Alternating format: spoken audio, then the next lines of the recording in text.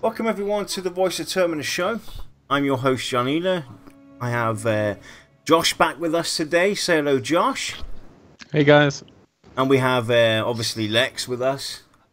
Hello. We can't seem to get rid of him. And Like a fungus. We have our guest Marty with us today, who will be talking to us about why bother with Pantheon. Lex, you want to go and start it off? And Marty, why don't you introduce yourself and tell us a little bit about your gaming history?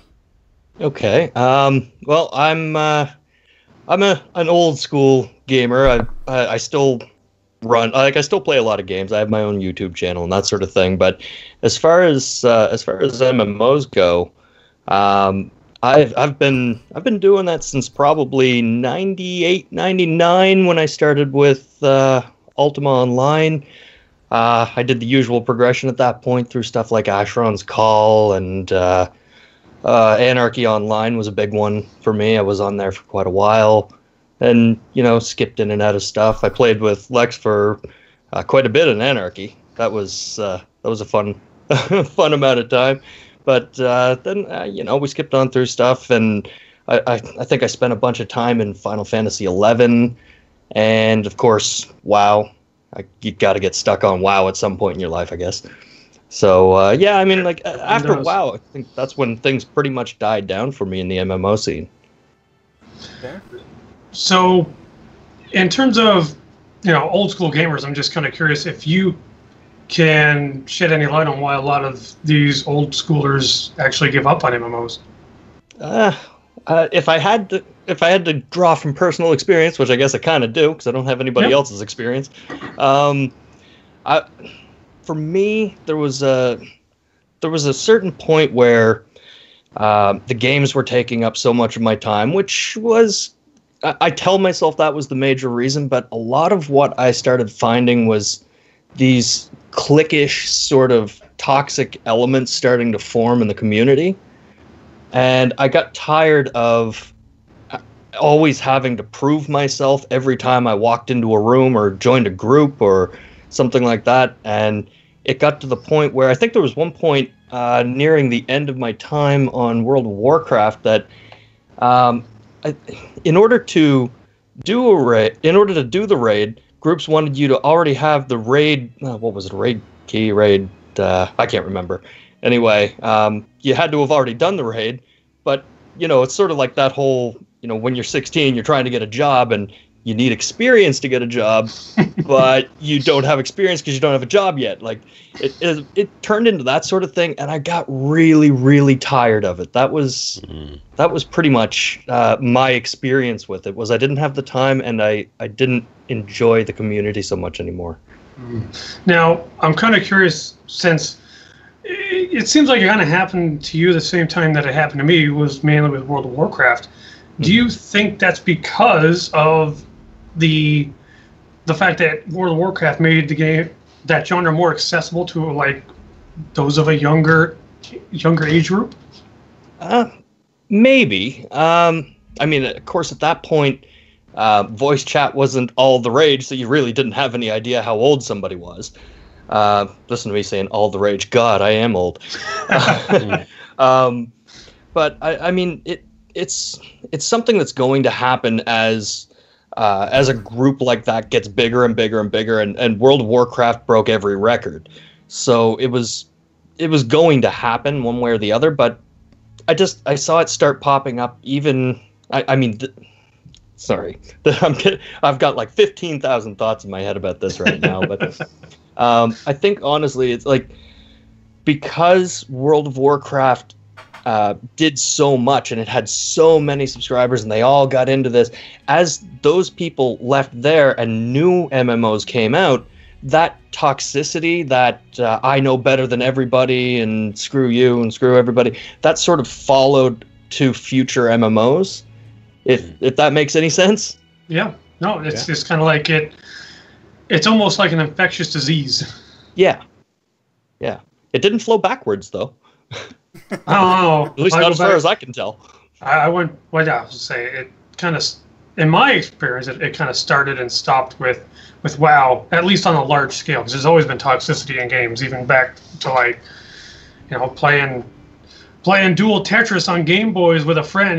They get angry and just it escalates. Oh yeah, somebody always gets punched in couch co-op. I think one of the main reasons for WoW with its toxicity is because it was broad spectrum. It wasn't just your old school gamers. It was your younger audience. It was all over the world. So and if you look at a lot of these Korean MMOs, there's a lot of toxicity going around there, and that just seems to be the mentality that they have. So WoW basically opened up the pot for it to come in and flood the floodgates of the Western MMOs as well, and it kind of stuck around that area. Because we look at some older games, like especially EverQuest, the EQ franchise, the SOE's franchises. The communities there were completely different. It was they were there helping each other. They weren't fed up with you asking a newbie question for the 1 millionth time that somebody's answered for the 1 millionth time. They had no problem with that. But in the time of WoW, basically just things exploded and everybody had access. It doesn't matter who you were. You could be a complete douchebag. Hey, you're hiding behind an avatar. You couldn't care less, and it just kind of exploded in that direction. I can understand why a lot of people have now become fed up with the MMO genre, but if we look at what these guys are doing, it's a completely different ball game. But we'll get into that a bit later. Yeah, and I mean, although we're talking a lot about WoW, I'm just going to point out before Josh goes. We're not trying to exclude or bash on WoW. It's obviously the common ground most people have. I mean, I've had plenty of experience. I've caused plenty of toxic experiences in EverQuest, so it's been around long before WoW. Yep. Yeah, just the point I was going to make is that I think it's really important to say that the community itself can either make or break a game. With WoW itself, I think when part of the toxic community were giving feedback and giving negative feedback, that's when they started to make it a lot easier to allow people to have more access to the stuff that maybe raiders were getting and could cause a downfall of the game itself in the long run. So yeah, good and bad either way, I think. I mean, two things come to mind when you talk about what happened to Blizzard. Don't forget, at the early ages, they were owned by Activision. They didn't really have a say, and a company like Activision is all about the money. So that's all they saw, and Blizzard obviously had to give in to their demands. Pushing this, making it more accessible. They want to get a younger audience. They want to get they want to make the game more casual and more easy and more acceptable to everybody. And anybody who it doesn't matter if you've played a PC game before, or if you're just somebody who uses your mobile phone all day or has held a tablet for the first time in their hand. Anybody can play World of Warcraft. And then they kind of drifted away and broke that partnership with them and became their own studio again. And the damage was already done then. There was nothing you could do about it. So so there are also those elements that did play a major part in the history of what happened there. Oh yeah, I mean, publishers do have an awful lot of sway on what happens in a game, and to them, they're not about the product. It's all about getting the income. Yep. So it's it's who do you blame? The company that's putting these game developers in the noose, forcing them to ruin their game, or do you blame the studio owners who don't stand up for themselves? Yeah. It's not an easy question, and who knows really. But one of the reasons why I pushed to get my buddy Marty here on the show is because he's given up on MMOs and because he doesn't really follow them so much anymore. No. And I felt that he had a very, well, I don't want to say unique, but a very unique for the show perspective on Pantheon. So I know, Marty, you've spent a little bit of time looking into Pantheon because you're going to be on the show. Yeah. I'm curious what your first impressions are. To be honest with you, my first impression was, holy crap, is this like a modern EQ?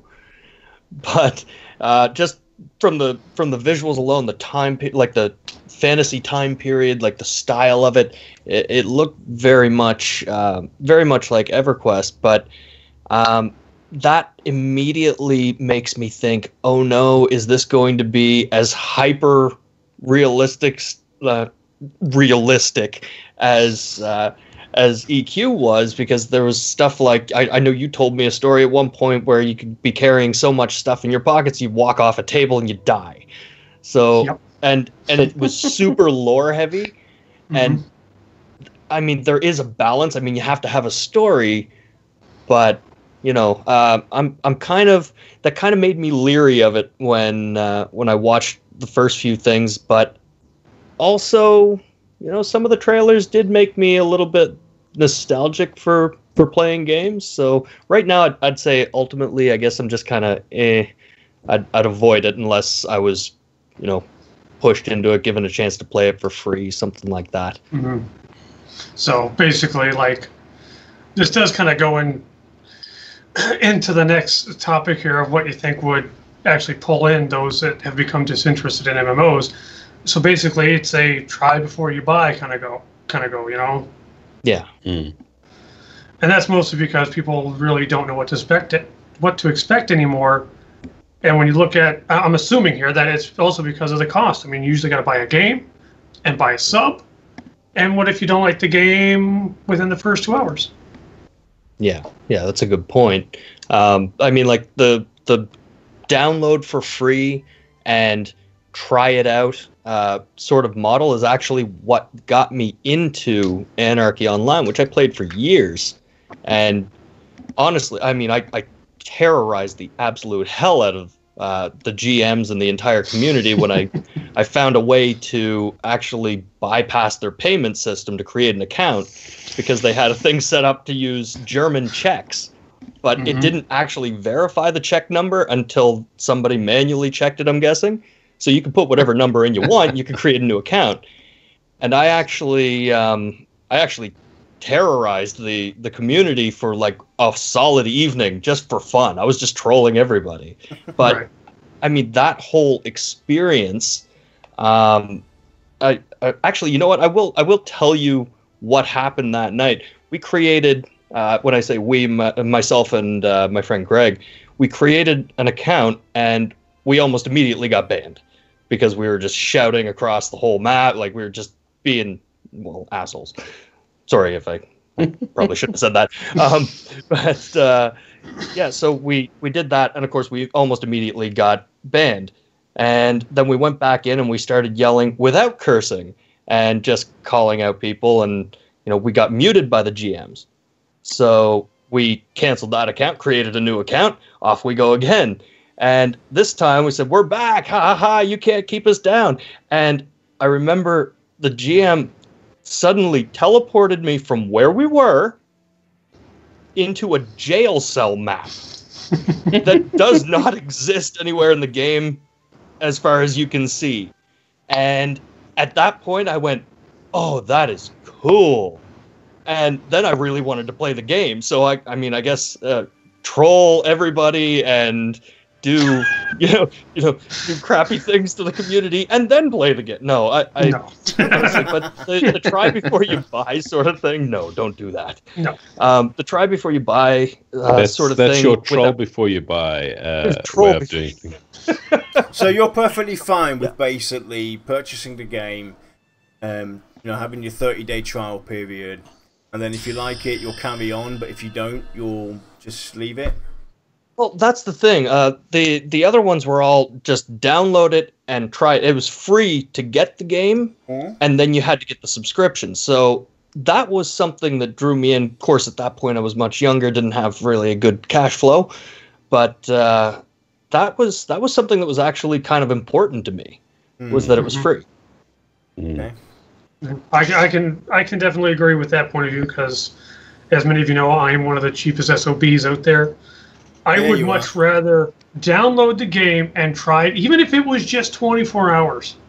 Yeah, I was going to say I decide. 30 days might be too long. Yeah. Right. 24 hours maybe too short. So maybe 7 days. Right. Yeah, whatever. 7 days is great. That's the thing, finding that right balance, because obviously, you know, you're creating a product that, you know, wants to have a everlasting standing, you know, for years to come. And, you know, these games, this isn't a single player. This isn't something that they design from start and as an end, it keeps on living. So I'm on the other side of this. You know, the developers should be paid for what they're doing, but at the same time, that comes with the demand that the content stays the quality that it is or gets better over the years to come. Right. You know, that's the demand I have. If I'm paying a sub and purchasing the game, then that's my demands that I have, that they keep the quality at least where it is or raise the bar. If it goes down, then obviously, you know, things are going to happen. But right. You know, they have to earn money, and it's a safe investment, because you know that your money is going to help sustain that company for the years to come. Right. Yeah. I mean, the initial sales of any game, MMO or single player, it's usually a very large chunk to the studio that helps them recoup any cost of creating the game. So it's not like they don't really deserve it.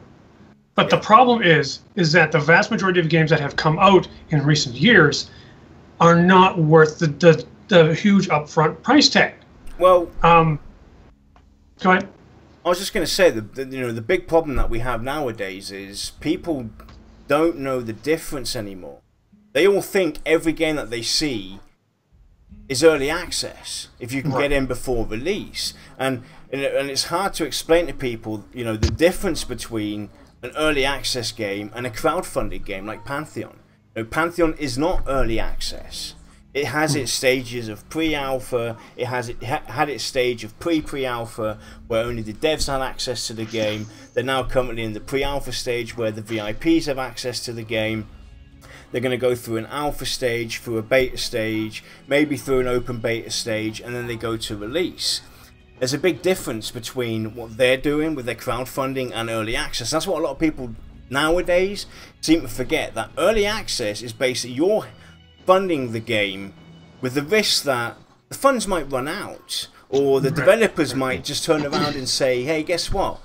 We're going to shelve this now for the next 12 years because we can't get anywhere with this, or it's not the right time, or they might cancel it completely.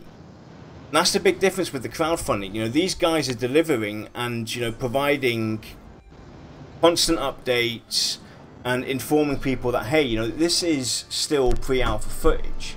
You know, it's not you can buy yourself into the game and test it and help fund the game. They've got their seed funding. They've got their angel investors and whatnot coming in. You know, they're still looking for people to help publish the game on a broad spectrum. They're still looking for people to help fund the game from a larger corporation, from a larger perspective, from a larger entity. That's the difference. You know, the crowdfunding is something that we can do as a community, but it's not their main focus of financing for this product. But early access is our money. And you run the risk of losing your investment. If you put in $10 or $1,000, it's gone if they decide to, you know, close up shop. Right. Marty, let me ask you a question here. If the game didn't have a $60 price point, say it was lower, say it was $30 or $40, we'll just say 40, and you got a month free, would you be fine with that, or would you prefer something like what World of Warcraft does now, where you download it for free, you only play to a certain level, and then you have to pay your subscription, maybe even a little extra for the game itself? Wow. That's a tough decision. Honestly, I mean, like, both of them are very good business models as far as, you know, enticing me to play, but I honestly think that I would probably feel less hesitant to do World of Warcraft style, because I don't have to put that money out up front and then find out the game is terrible and great, yeah, I've got a month, but I don't really want to play this game. So, right. But I mean, obviously having a lower price point on buying into it is also a very enticing thing. So what if I combine those together and say you basically just have to buy the game, and you can play up until level 10 with no time limit until you have to purchase a sub? And we'll say you purchase it at full cost. Your standard, we'll just say meet in the middle and say $50. Yeah. I think I'd probably try something like that, so long as I had something to tell me that this is a great game. Like, if you came to me and we had a big discussion about it, odd. Like we're having now. Yeah, imagine that. And you told me just how great this game is, I would be absolutely more interested in doing something like that. And paying to play the game up until level 10, no matter how long it takes, and then pay for a subscription to go on past that, that actually would be a pretty decent model, yeah. What do you think, Josh? I agree with Marty about the model aspect that he speaks about, so there's not much I can add to that. Okay. So we know that old school and new school, like, you know, even me, a co-host of a fan show for Pantheon, you know, we all have our concerns. What do you think are some of the more monolithic concerns for the old school gamers, Marty? So, like, the biggest concerns I have for the game, you mean? Yeah.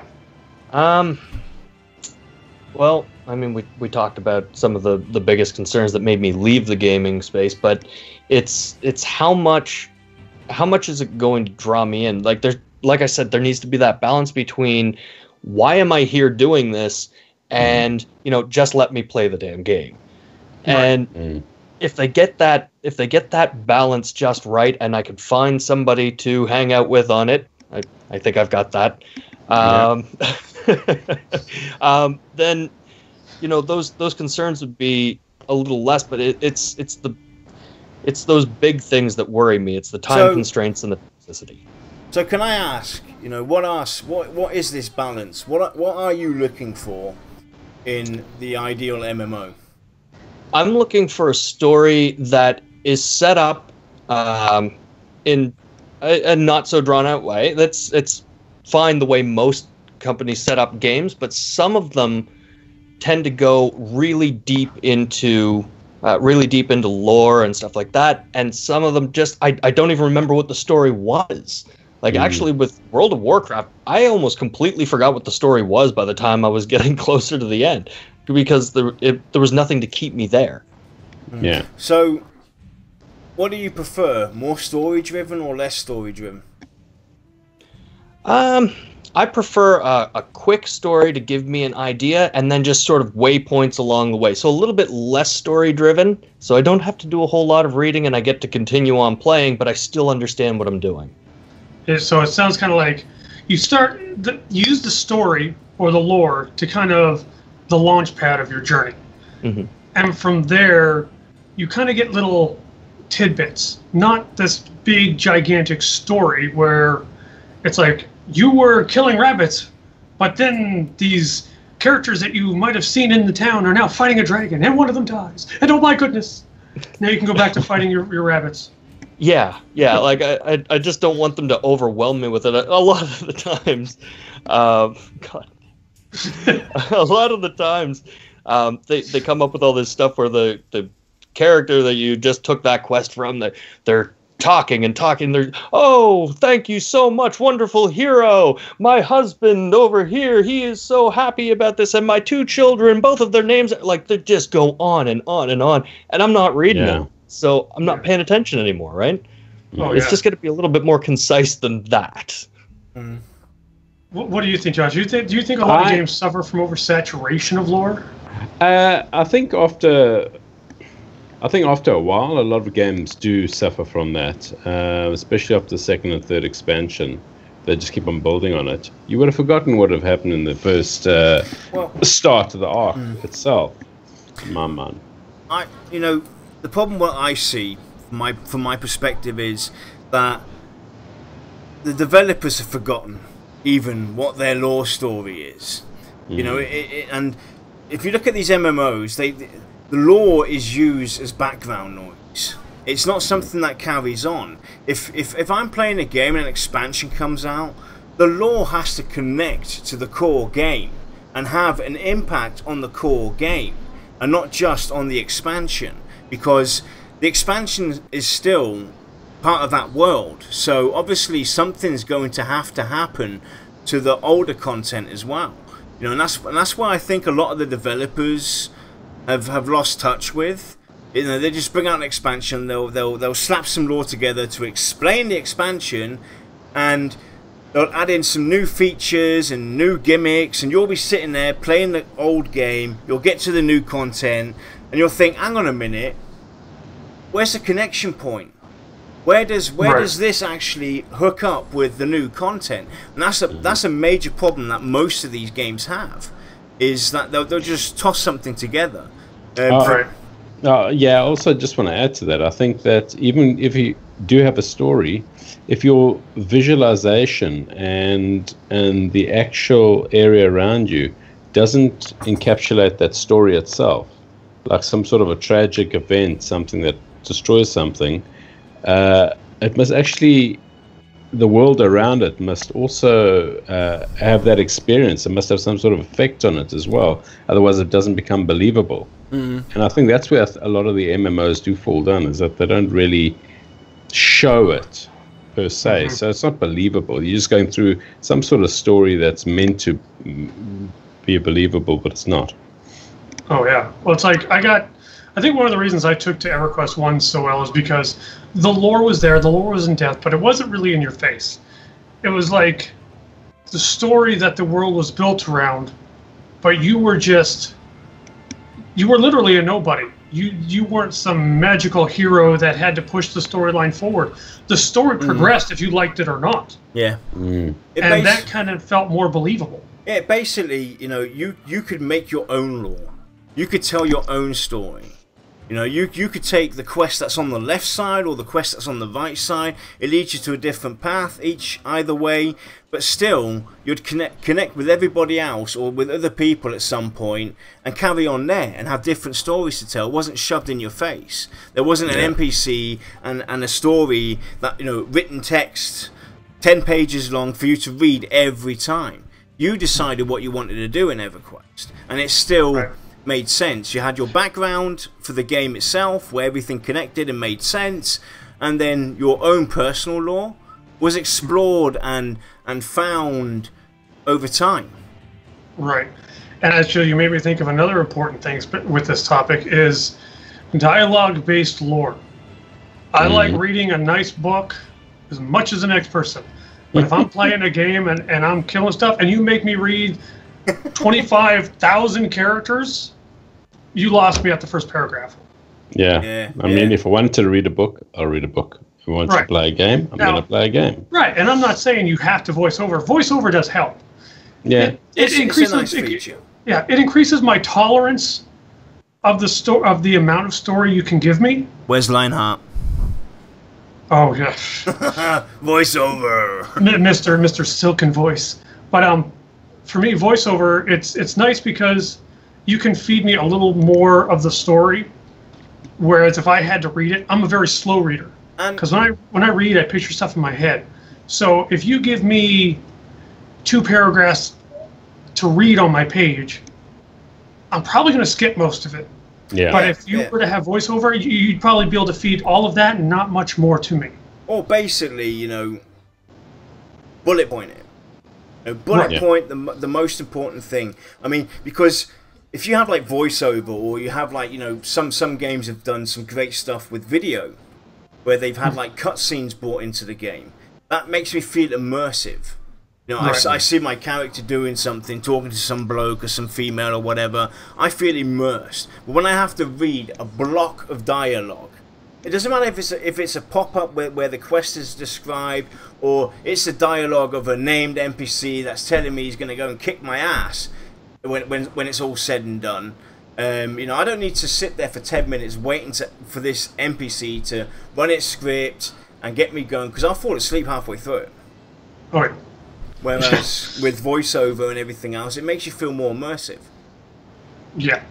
I think there's a real challenge that a lot of people don't really recognize, and that's of the people that write the dialogue. Because it's, as a person that likes to dabble with writing a little bit myself, it's very easy to not put enough information in, and it's just as easy to go way overboard with it. You know, it's trying to find a nice way to get your information across, but not bore people. Yeah. And that's one thing that still worries me a little bit about Pantheon. I'm going to be honest. Well, I got to tell you, like as far as my tastes are concerned for that sort of thing, I think that the easiest balance would be to have major story elements, like major storyline quest type things, have more text with the voiceover and that sort of thing, and just keep the side quests short. Yeah. I would have to agree. If only for my own sanity. Because I do feel bad when I go through I go through and I get to end game and I start talking to someone who actually read it all, and they say that it's a really cool story, and the sad part is that having them relay it to me makes me wish I had paid more attention to it.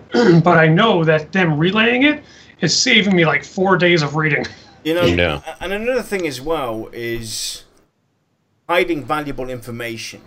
If you're gonna you know, give me walls of text, then it should be walls of text that feed me actual information, either for the major story or for the future content or for that current quest.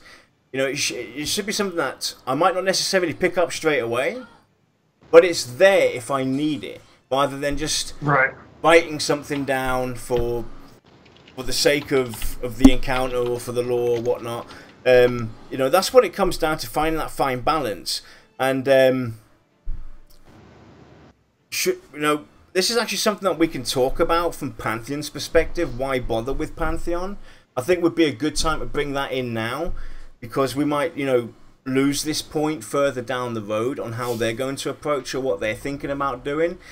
So you want to go and start it off, Lex, and explain to Marty how things are looking from a viewpoint of Pantheon, how they separate their quests. Well, I mean, I've got to be very careful about my wording here. There's two style of quests, we'll say, that they've talked about. One is your standard, you walk up, you talk to someone, maybe they have a task for you, maybe they don't. This is more a la EverQuest, with no giant golden exclamation marks bouncing on their head. Yeah, like holding up a sign, talk to me! But then what's interesting is that they're going for a whole other kind of like discovery through perception, where your character just notices something and a dialogue will pop up. Curious what your take is on that. Okay, I saw that, and my initial take was, that is absolutely amazing. And then that little voice in the back of my head said, but, like, do you just not see anything? Or you just have to go around and talk to everybody and jump on every haystack and, you know, like, run into every cave and hope that maybe a quest appears? Like, I don't know how they actually handle that. It wasn't really clear. From what we've seen, it's been more of like, if let's say you're running through a town on your way to meet up with some friends, all of a sudden you get an audio cue of a woman crying. You walk up to her and it just says, like, you've noticed that she's crying. You know, maybe you should talk to her, see what's wrong, and that will point you in the right direction in order to get the quest. Okay, yeah, so there's like little nudge. Yeah, it's like a smart AI. You have the visual cue, you have the audio cue, You know, stuff, you know, where it makes sense, you know, where they where they have maybe a bigger story, you know, for you to partake in or not, because that's another great thing about the perception system as well, is you don't have to do everything. You know, Lex has played the game for maybe 6 months. You jump in. He's currently on a perception quest. He's done the pre-perception quest to that storyline or whatever. You can jump right in, like Lord of the Rings. You know, the Fellowship. You meet somebody down the road half a year later. He comes and joins you and carries on your adventure without you actually missing out on anything major. That's another intriguing aspect of this, is that you can still enjoy the content with your buddy, even though he's done everything else, you know, prior to that. And like Lexa said, the visual cues, the audio cues, those are things that kind of pop in. And the way it looks, basically, they have a smart way of implementing, you know, perception points. But but it's also something that can happen at any given time, because you don't just have the perception cues, you know, within the game itself at certain areas. You even have your own class perception or race perception. So Lexa could be a Dire Lord, you could be a Dire Lord. His perception kicks off in Black Rose Keep, where these guys are currently fighting, but yours doesn't, because you might not have accomplished something yet. Your perception might not be high enough. You might not have, you know, achieved something, or your racial perspective might be different to what Lex's is, and stuff like that. And they also have, like, you know, dynamic questing as well, where you might even get the choice of quests. So you stand in front of an NPC, he might ask you to do something craftable or something adventurous, depending on your play style.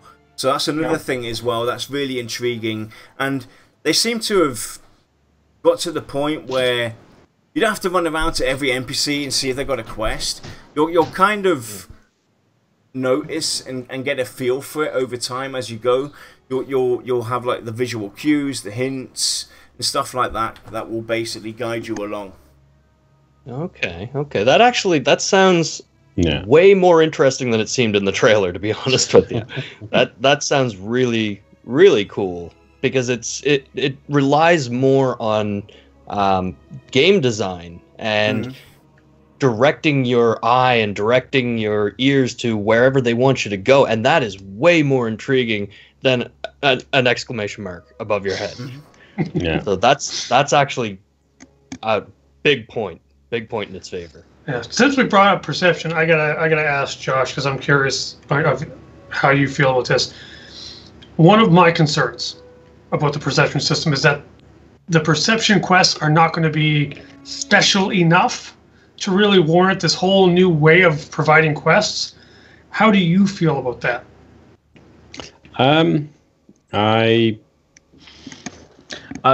It could be interesting. It is something new that you have to get used to.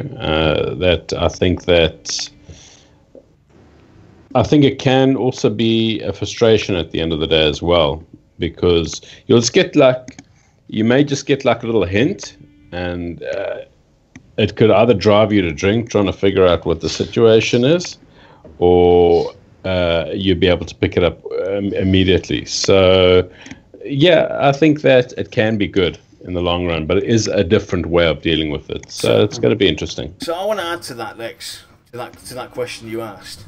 They kind of hinted at an advancement system to this. If you remember, they mentioned basically being a keeper. You know, right. You will have your advancements being a keeper. Basically, so you could do the perception system, and you might get perception triggers here and there. I definitely understand where you're coming from. That is also a concern that I have. Perception for me seems too important to be something that is a majority system. But I think the keeper's kind of an advanced system that they've already kind of looked at, where if you're a keeper, you're going to get a lot more information with your insight and whatnot through the perception system than somebody that doesn't or isn't a keeper. So I think that's the kind of way that they could balance that maybe out. Yeah. But it is definitely something where I can see a concern from your point, and also a concern for me. But again, I do quite like the perception system with what they're trying to do, and it all depends on how involved you're going to have to be. Again, it comes down to the dialogue of text. How long is it going to take me to, take on a quest? That might be a FedEx quest as a perception, for instance. Now, I don't want to have walls of text for me to travel from point A to B. That would be like, that would be something that I see as a hindrance, because perception does sound very special and intriguing, because it's something that can happen at certain cue points, or it can happen to your character, to your class at any given time. It makes you want to explore the world and see what's going on, test out go everywhere on the map and see if there's something going on. And again, running back and forth from one zone to the other for maybe a year and a half, and all of a sudden, at that point, you come back, perception kicks in, and you do not know why yet. Maybe you've hinted at something, so it's definitely a concern. But I could see. When you're done, I just want to ask a question about the perception. That will perception be required to complete quests at the end of the day? And that's something that, if perception is a need, I think that may be a problem for some people, because they might not want to use it to complete quests. Yeah, like let's say, as an example, a quest sends you into a dungeon. You need perception to find the doorway or the passage that leads you to the right room to finish the quest. Yeah. That makes perception a requirement to finish that. I could see that being very frustrating, unless it was one of these things where you don't get the quest unless you're of this level and your perception skill is of this level. Yeah. Yeah. That's actually a really good question. How involved is perception going to be? Especially, if they do add it to, the major quests, or, more important quests that might give you some really cool gear or an item and whatnot. Is it something that's going to be needed to complete, or can somebody chime in and still get the rewards? I could see that definitely being a problem at some point, but it all depends on how intuitive and how introductory the whole system is. Will somebody be informed about perception without knowing about it? Right. It's kind of like, if it happens and it feels natural, if it really comes across like, your character notices a loose brick in the wall, well, then I'm going to start searching the wall for a loose brick. Oh, I can click on this one, and all of a sudden you get a treasure map. Yeah. That, it's like, it leads to the next step organically, and now all of a sudden I'm on an adventure. Yeah. That's what I was saying about the. That's what I was saying about the game design aspect of it. You'd really have to put a lot of thought and effort into your design in order for that to work. Yeah. And all I can say is, just to add to yours, Lex. Yeah, exactly. Just to add on to what you're saying about yours, Lex, about the brick. If you're walking on the other side of the actual wall and you turn too soon, maybe you miss out on that perception clue that you need, and then people get frustrated and say, well, this is stupid. Right. I mean, the last thing you want is to have two characters that are as identical as you can get, walk into the same area, and just because one person turned faster than the other, or some random RNG happened, one person gets it, one person doesn't. It's got to be a little bit standardized, but there does have to be requirements so that you can just walk by it, but then walk back 3, 4, 5 weeks later, and then all of a sudden something new happens. That's the thing, though, as well. Like, like they mentioned, you being able to join in on a perception adventure, even though you haven't done the prior steps. I think that's kind of the direction where they're going, where Marty could join in and he'll still get that trigger that there's a loose brick in the wall. You know, Right. you see a light shimmer through a crack in the wall. Boom, off you Right. go. You both start looking. So I think they've given it definite thought on this. You know, on things to look out. Obviously, they can't think about everything. You know, there's definitely going to be tweaking and whatnot done throughout the testing stages. Yeah. And but from what we've seen with the trailer and on the streams and everything, what they've shown about it, it does look promising. It's something really refreshing. You know, it's not ghost. You know, you got your exclamation marks everywhere. Or in my case, one of the pet peeves I have against, you know, EverQuest was you had to speak to every single NPC to find out if they had a quest. I wouldn't do that. You know, they kind of got a smart system, but back in the day, that's how it was done and that's how it worked. It was perfect. It's, you know, there's no critique or anything. That's just not my thing. They've got it kind of knocked down to a smarter system that makes sense, that feels immersive, that feels right, rather than I walk into this town, I'm going to go and speak to everybody, see who's got a quest. I'm not going to go knock on my neighbor's door and ask him, hey, you got a quest for me? Right. we'll move on. Yeah. Because we can beat this horse to death. Yep, all definitely. Oh, day. yes. We all know, well, most of us know, that Visionary Realms is actually a very small studio, or at least they were when they started. They're a little bit bigger now.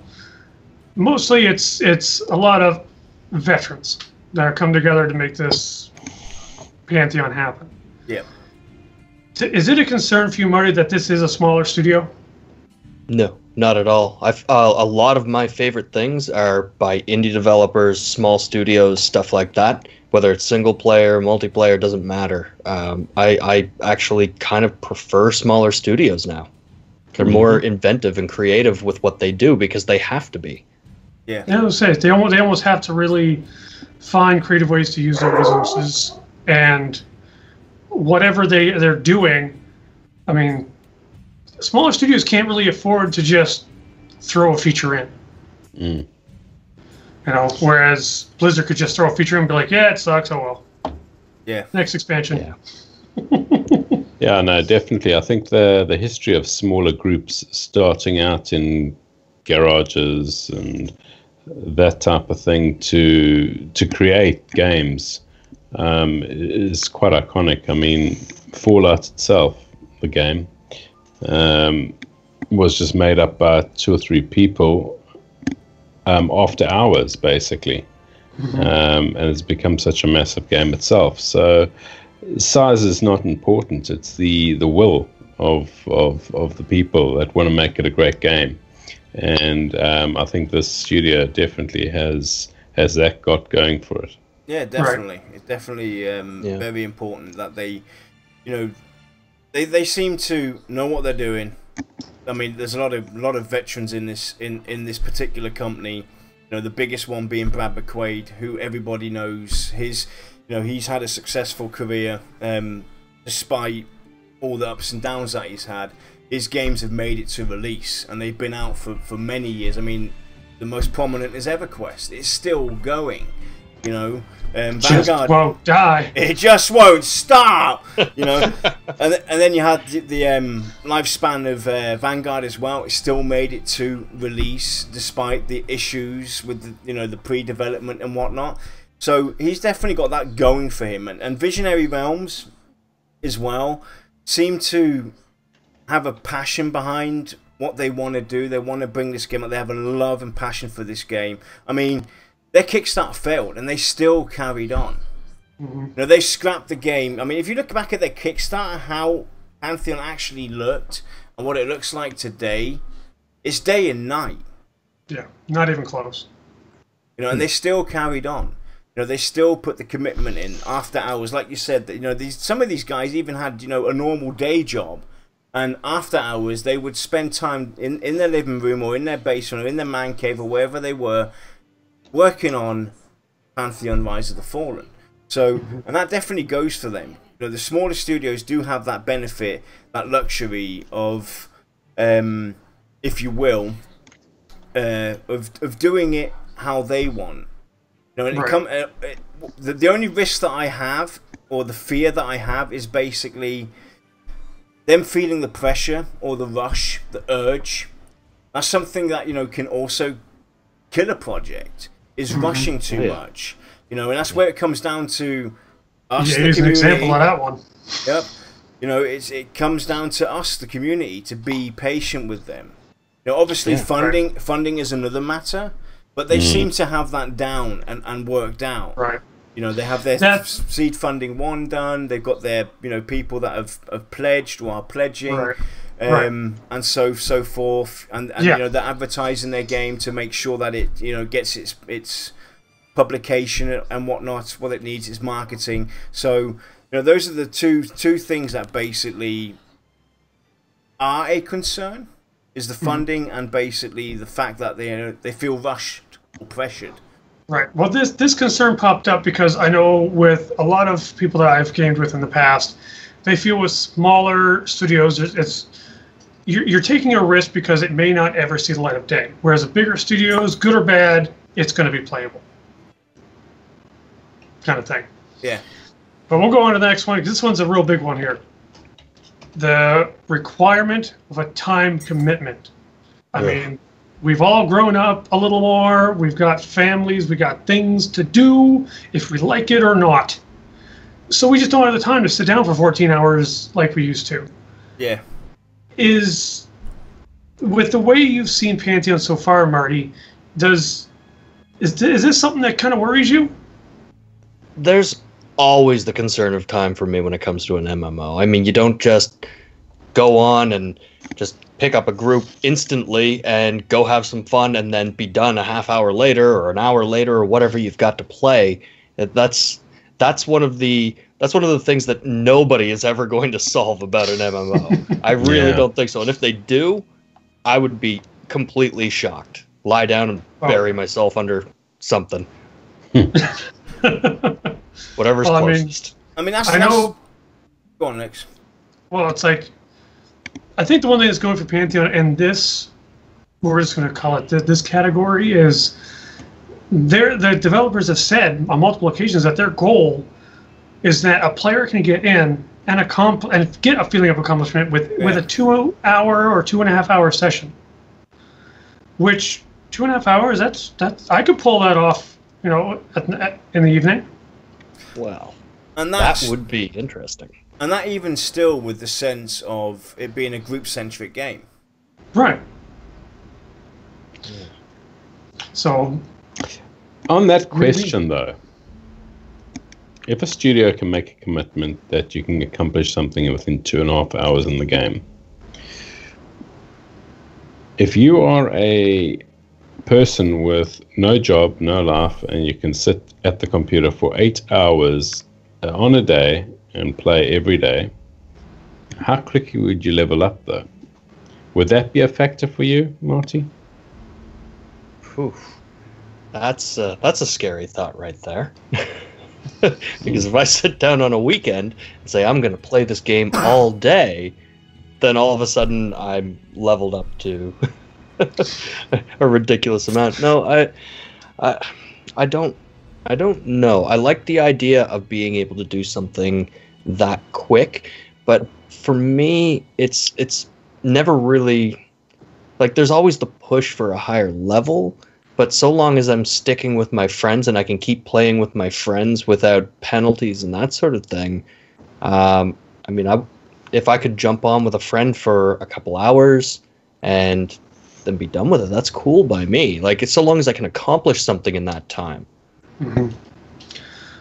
Are you worried that people that have more, like, different amounts of time that they can play will actually end up growing apart and not be able to do anything together?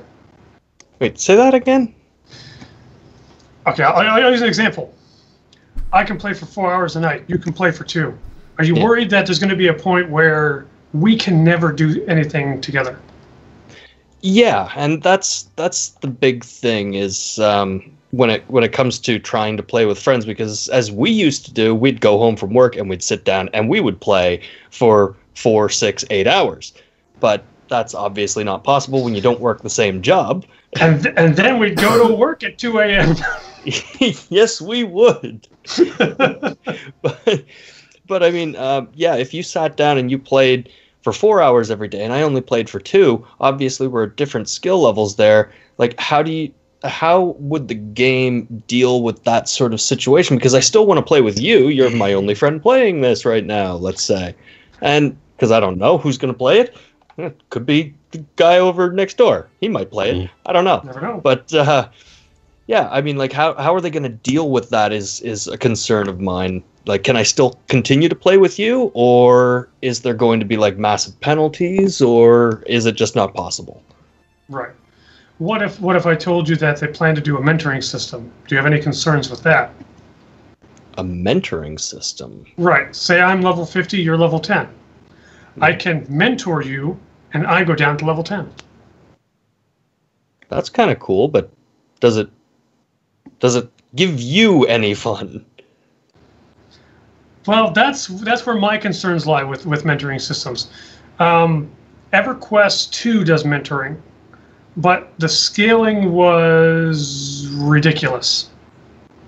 Like, if I mentored down from level 50 to level 10, I can decimate a level 10 dungeon designed for a group. If the mentoring algorithm is scaled correctly, I would have fun, because it would still be challenging for me. Right. So does that mean that your armor and your weapons, like the stats on those, are scaled down, or you just can't use those things anymore? It would be a case of everything would be scaled down, and that's just a total guess. I would still have all of the abilities that I could use. I'd have all my armor, but everything would be scaled down appropriately. Yeah, if it was scaled down, that would be fine. But if it's, you're no longer of level to wear this armor, well, then you're screwed because you gotta go buy stuff. Well, that always let me mentor you. That comes down to basically how they're gonna set it all up, because we've seen other mentoring systems that have been disastrous. Yeah. A prime example is EverQuest 2. I could be a level 100 character, I mentor down to level 10, I run into this newbie zone or this newbie dungeon, and I nuke everything. And I take no damage, and you're just power leveling. That's another major concern when it comes to the mentoring system. There has to be that fine balance where, because at the end of the day, why I mentor is because my friends log bag him. I want to be able to play with him. I don't care if I've done this dungeon or done this quest series or done this already once or twice or 3 times to help other people, other friends of mine. I want to go and help this friend get caught up. So I don't see it as a major concern about, am I getting any fun out of it? Yeah, I'm getting fun out of it because I'm getting to play with my friend. Right. And help him get caught up. That's the enjoyment I have of doing the mentoring. I don't want any benefits from it. I do not want my friend to benefit from it in a major way, like EverQuest 2 have done it, or similar systems in WoW. I mean, I had the experience in World of Warcraft. I went into some random dungeon at level 30. I had a level 50 mage with me. He just ran around in a circle, pulled everything, nuked it, and I just waited and just picked up the rubbish. It's like, like, why? Yeah. Where's the fun in? Where's the fun in that? You've basically reduced your buddy to being your janitor. Yeah. Exactly. Yeah. Exactly. Yeah. So on to the next one. We all know Brad McQuaid is one of the driving forces behind Pantheon. And most people know of everything that happened with Vanguard. How it was the little game that could and didn't even come close. Granted, what was there, the people that love it loved it. Yep. I don't remember, Marty, if you tried it when I did, because I tried it near the end of its lifespan. No, I don't think I did. Yeah. Knowing that there's a black mark on the record for a lot of the people in Visionary Realms that had anything to do with something like Vanguard, not knowing the full history, does that concern you? Well, short answer, no. Long answer, I don't think that one simple mistake, or one big mistake even, I mean, like, is going to sway me away from something. I mean, like, how many times have you watched a movie, you know, directed by, you know, this one person, and half of them are flops, but then, like, even just a quarter of them are absolutely amazing masterpiece movies, you're still going to see every movie.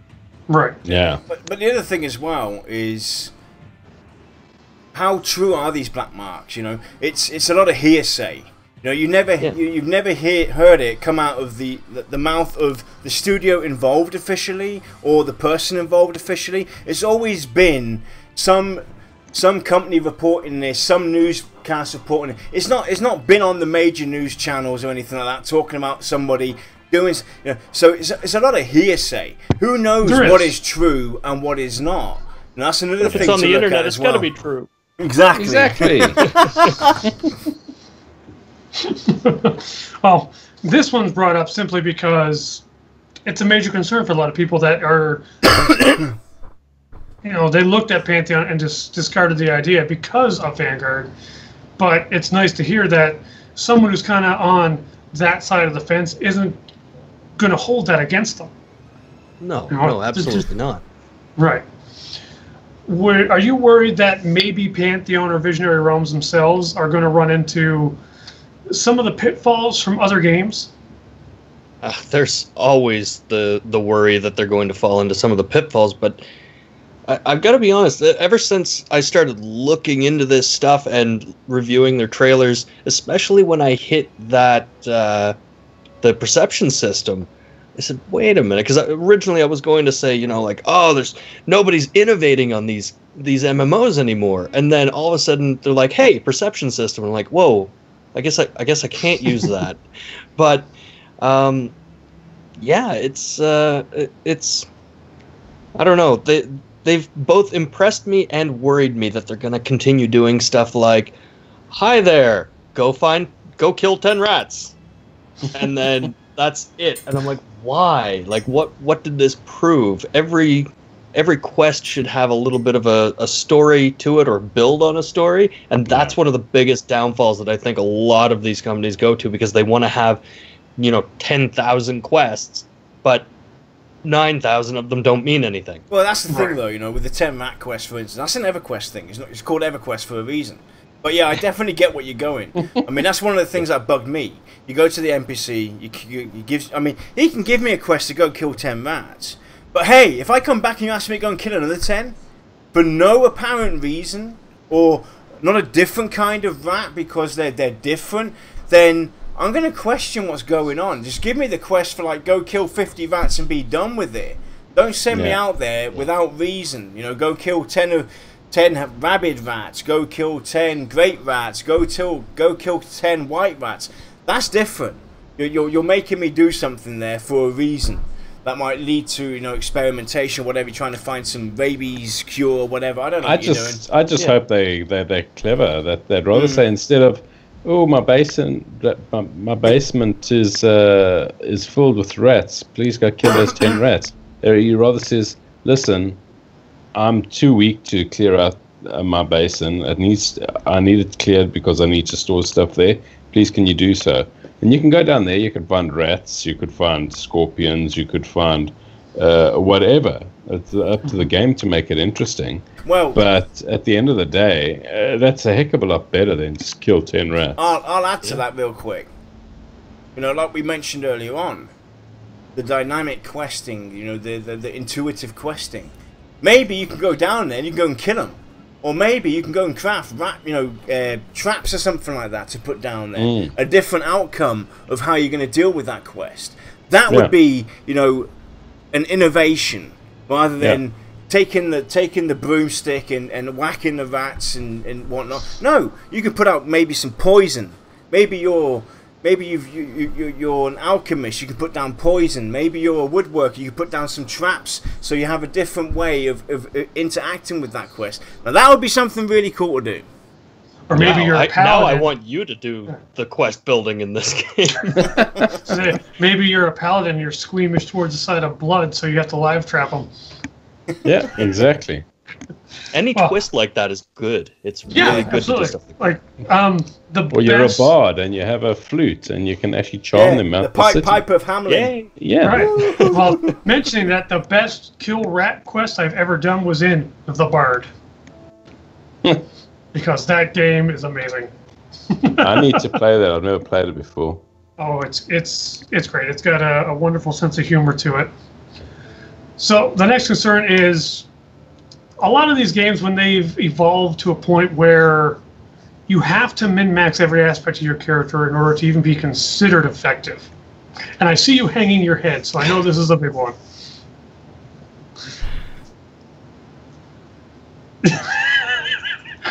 Where to begin? I think you're muted. Oh, wow. Yeah, that's weird. My mouse is apparently double-clicking all on its own now. That is... Oh, God. Min-maxing. Back to AO.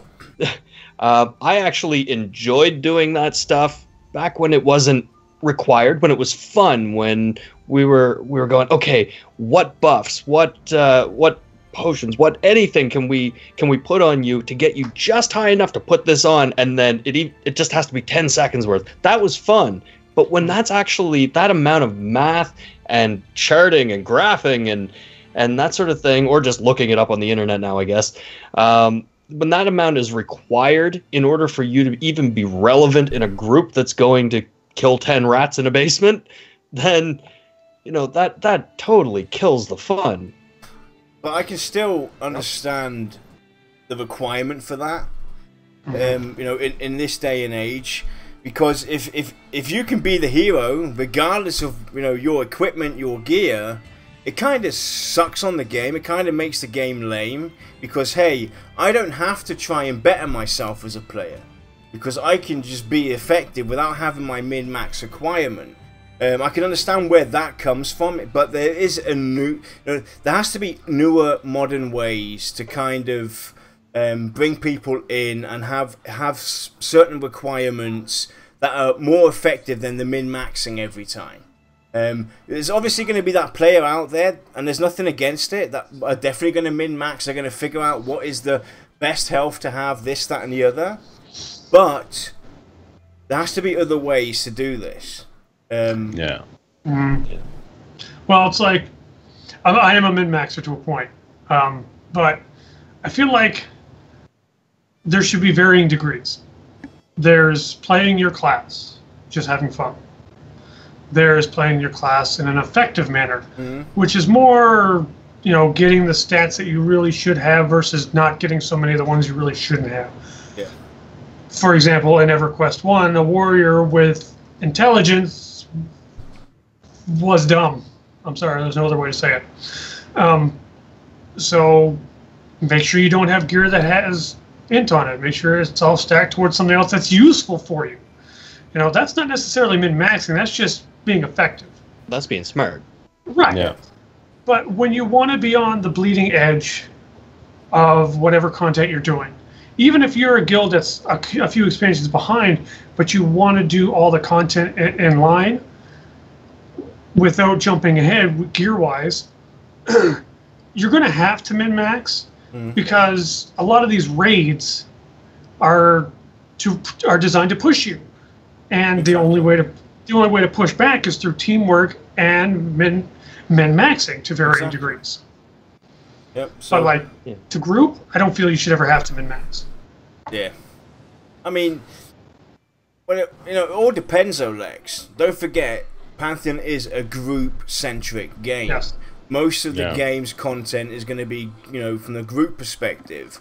If you have somebody in your group that's not concerned about his gear or spell upgrades or weapon upgrades, then he's going to be less effective for your group. He might cause you issues. So there should still be that requirement that people do take care and know what they're doing. They've already said this is more or less a niche product. It's not going to be everybody's hand-holding game where everybody's going to find enjoyment. Pantheon is going to be a challenging game, but with a modern twist. Added, a lot of the core features from EverQuest. but adding the twist of modern games, some of the good features that they have, because there are a lot of features out there that make sense, you know, Right. and that are good to this genre. So they're going to take all the good, put that in there, but the min-max requirement should still be there from the go to a minimum point, but it should be something that is also for those that have never played a game like this before. They're kind of edged into it. So you need a smart learning curve put into it for those people that don't know about this sort of, you know, system and why it's actually important to you. But they have to do it in a smart way, bring it in a smart way. It's not something that should be, you know, broadcasted. You have min-max. You have to min-max this, min-max. Bring them in through racial design, through speaking to the first encounters or something like that. When you're starting out learning about your character. You know, you go into your weaponsmith or to your class trainer. He'll tell you about stuff like that. Maybe there's things to look out for when you're going around the world and you know, exploring, adventuring. So, but there should still be that slight concern of min-maxing. It should still be a requirement. And like you said, Lex, for the endgame content, it should be very important. Right. You know, it should be something that everybody can do. The last game that Marty and I played together was Runes of Magic. And I can tell you right now, the day that, because it was me, my wife, and Marty that were all playing, and the day we stopped was the day that somebody told my wife, who was the tank, shocker, that she had to have X number of hit points, or there was no point in her doing all this other stuff. Yeah. And that was the day we quit. Yep. But that's no excuse though. No. That's just a stupid comment.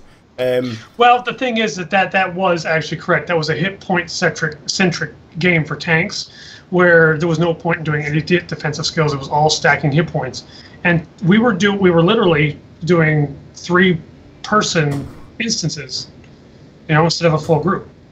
But I think one of us had asked in chat, like, you know, what's kind of expected to do this. This was just one instance we were having trouble with. They basically said if she doesn't have 150,000 hit points, don't even bother. Well, you know, that's the thing though. You know, you're going into a dungeon that's set out for 6 men or full group or whatever, and you're doing it with 3. So, you know, that's a different viewpoint. That's something though that, you know, people are going to try that out, but if you know, if that's just a basic argument, I like that challenge. You know, my groups aren't always. You know, my groups aren't always going to have the ideal setup. We're not going to have our dialogue with us every time. You know, we might have our monk with us. That's, you know, obviously going to have a bit of trouble sometime. That's the challenge I want, though. Right. Well, I'll elaborate a little bit. This instance was, I think, a raid instance that we were trying to get into, and we had done. We're finally at max level. We had done every instance possible. 3-mandate. It took us a while. I think one run took us like an hour and a half. But we did it. You know, and the minute we're like, okay, let's go a step further and really get into this game, people were basically like, you know, you can't come because you don't have X, Y, or Z. And it's just like, our skill has to count for something here. Well, there was no build up to that point of being told, no, you can't come. It was, we've been doing stuff that was designed for 6 people with only 3 people through skill and through very good thought and patience, a lot of patience. And then to suddenly make it to this point, we're like, okay, we're doing good. And then someone's like, no, you can't come. It was just like, really? Because of that number? And I don't even think we were terribly far off from that number to begin with. But it was one of these things where the min-maxing wall slapped us, and it slapped us hard. Yeah. Because it wasn't even a case of, well, let me prove you wrong, or let's try this out to see what happens. It was a flat out no. I mean, if it's definitely a 100% that's the only way requirement, I'm fine with it. If that's how the encounter is. But if the encounter has multiple approaches, I don't care if you've reached that point or not, or to take a different approach. And that's the kind of thing that I hope that we will see also with the dispositions and behaviours within Pantheon. That's the kind of thing that I would love to see happen. Is have different approaches to the encounters. You can have your static NPCs or your names that have their static script and everything. They do their rundown. That's it. You're done. But I would still like to see variables as well. Where a situation like that comes in, where you don't quite reach the requirements, but there is a workaround to this encounter. It might not be as effective or as fast as we usually do it, but we can still get it done with you know, a bit more time involved and maybe a bit more headaches here and there. That's the kind of challenge that I want to see. And and that's very important. That is to have options. Yeah. Right. But I think the biggest problem, trying to find the right words here, is with Runes of Magic in particular, or games that are similar to it, min-maxing became the culture of the game. Yeah. Yeah. It didn't become about the skill. It didn't become about who can do what. It just became everyone forces everyone else to min-max. Well, yeah, it's basically what worked for the industry, and it seemed to have stuck to their foot. Hey, we've got to figure out how we're gonna kind of balance out the difference between, and that's the thing as well. This is related to endgame content. The min-maxing situation. That's a word that they despise as well. There shouldn't be an end game in MMOs. It doesn't matter if it's the first release of the game or the 10th expansion. There shouldn't be end game content. It's a living, thriving world, and that's the attitude that these developers also have. End game content has become so distant. The actual meaning has been completely twisted into what it actually means, what actually the value is. People look at endgame content, are there raids? There's a lot more to it than just raiding. There's a lot more to it. Or at least it should be something that interests people. Yeah. But we'll move on because I know this show's getting a little long. How do you feel? Actually, this can go to anybody. Actually, can we actually take a break before we hit those points and actually talk about why bother with Pantheon? Do you have any questions concerning the game at all, or anything that we could maybe help inspire you, change your mind, or reduce your concerns? Is there anything that you would like to know about the game? I mean, at this point, I think we've covered all of my major concerns. And to be honest with you, you guys have already done a pretty decent job at making me think that the perception system was one of my high points and low points. It was a big concern, but you guys are talking a good game. Literally, you're trying to talk a good game. Okay. Well, I think the big question is going to be, has your interest been piqued about Pantheon? Yes. I will tell you that I am a lot more interested in it than I was before we started talking. So I am going to look a little bit more into it. What if I told you that there's a stream on Sunday? I think I have Sunday off. I'm and Monday. Sunday and Monday. Mm-hmm. Yeah, I might check that. There's actually 2 streams on Monday. 2 streams on. Okay, you're just giving me way too many options now. My brain is going to shut down. I do believe they're all completely different too. Yeah, so. there's the stream on Monday where some of the community play the game. And then after that, there's our post-review. Yeah. So we will not be doing a show on Sunday. My week's been freaking awful. We'll be doing a stream on Monday for that matter.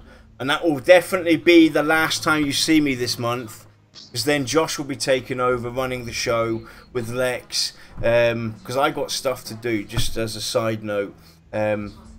It was meant to be my last one today, but Josh is going to make his own show with blackjack and hookers. Yeah, basically forget the blackjack. Voices of Terminus nightlife. Nightlife show. The stuff you really want to see. No whole bars. It's going to be Magic Mike night.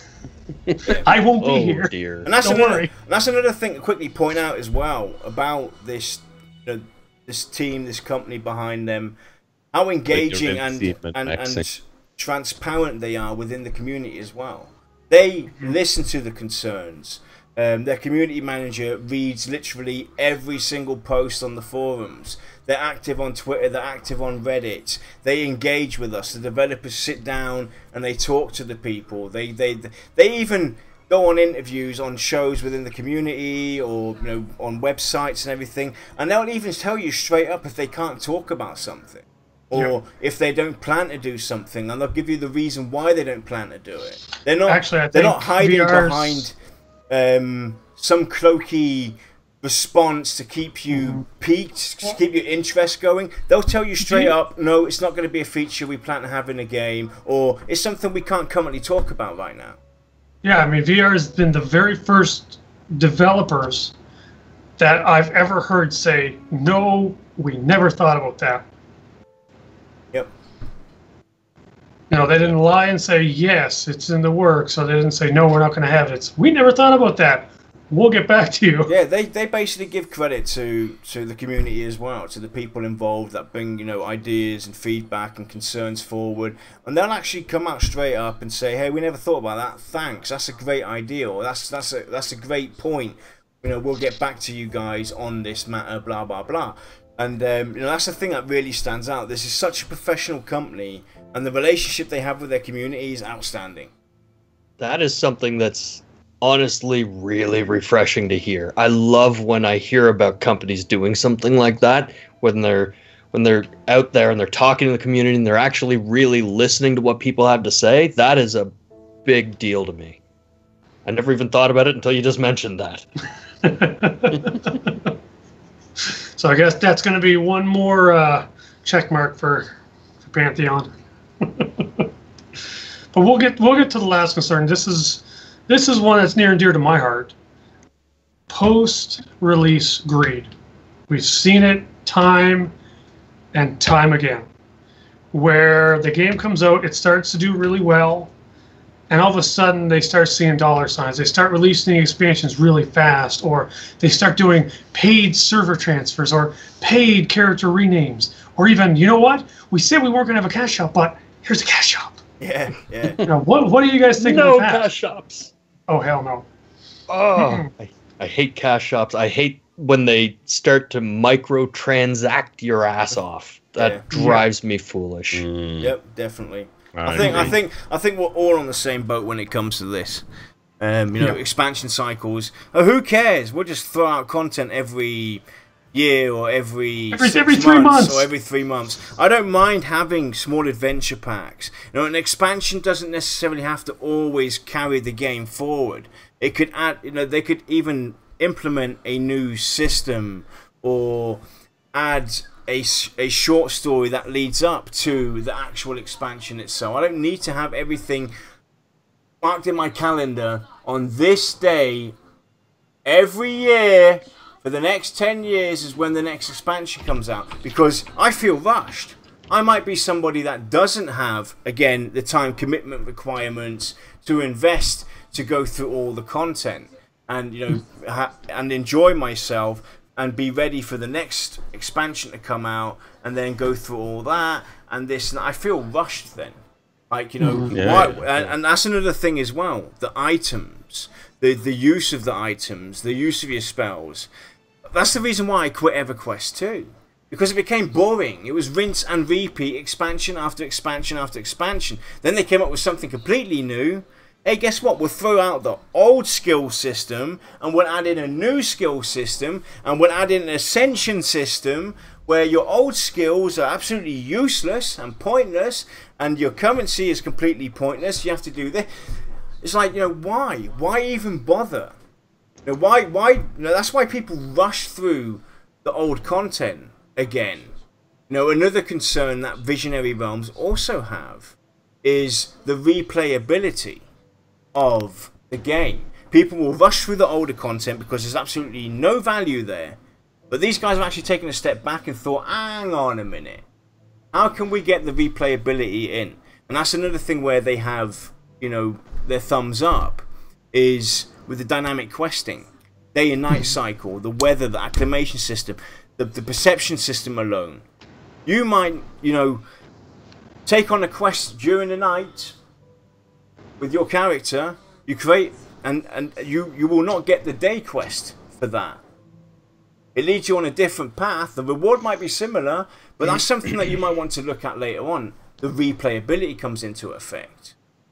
And another big part as well is the zones being of multiple level. Like on the screen you see Black Rose Keep. That's level range 8 to 35. Making you come back again and again and again. So you don't just rush through this zone. You actually take it in strides. You might hit a point where you can't get any further. You go do something else. But you want to come back and carry on. Now your perception might lead you to a point where you can't quite carry on, or a quest might lead you there where you can't quite carry on because you don't quite reach the requirements of level, so you go do something else in the meantime till you reach that level. So it always offers you something refreshing to do, and that's another thing to point out as well. Kind of drifted away from the actual expansion cycle thing, but still, you know, we do that a lot here. You know, it's the expansion cycle thing is something that I'm really concerned about. I do not want to see an expansion marked by date like some other company have done for the last 20 years. You know exactly, in November the next expansion's coming out. You know it's coming. Yep. Year in, year out. Well, it's like, I've always thought of expansions as almost like a Christmas, you know. Yeah. But they need to be almost unexpected. For me, anyway. That way, it's not a. If I get into raiding, it's not going to be a race against time to get this expansion done. Yeah. Because I know when the next expansion comes out, everything I have is going to be useless, and I have to get this done before I can go there. Because of OCD reasons. Yeah. But if it's a surprise, then I'm torn. Do I continue what I was doing and having fun with? Do I explore a new land? I mean, add world events into the game. Add little hints throughout the live expansion. If you know you want to release an expansion or you want to pique the interest, then be smart about it. Update the server. You know, servers are shutting down for a brief hotfix or a brief update. All of a sudden, in Avendir's Pass, there's a big, massive cave-in or a dragon or whatever, and you're like, what the hell's going on here? And it hints at some mad magician that has awoken. You're like, what the hell is this about this freaking mad magician that's awoken? And guess what? You won't find out for another 7-8 months. Because that's when the expansion is. But you're going to be piqued, you're going to be interested, you're going to be running everywhere trying to find clues about this mad magician that's woken up.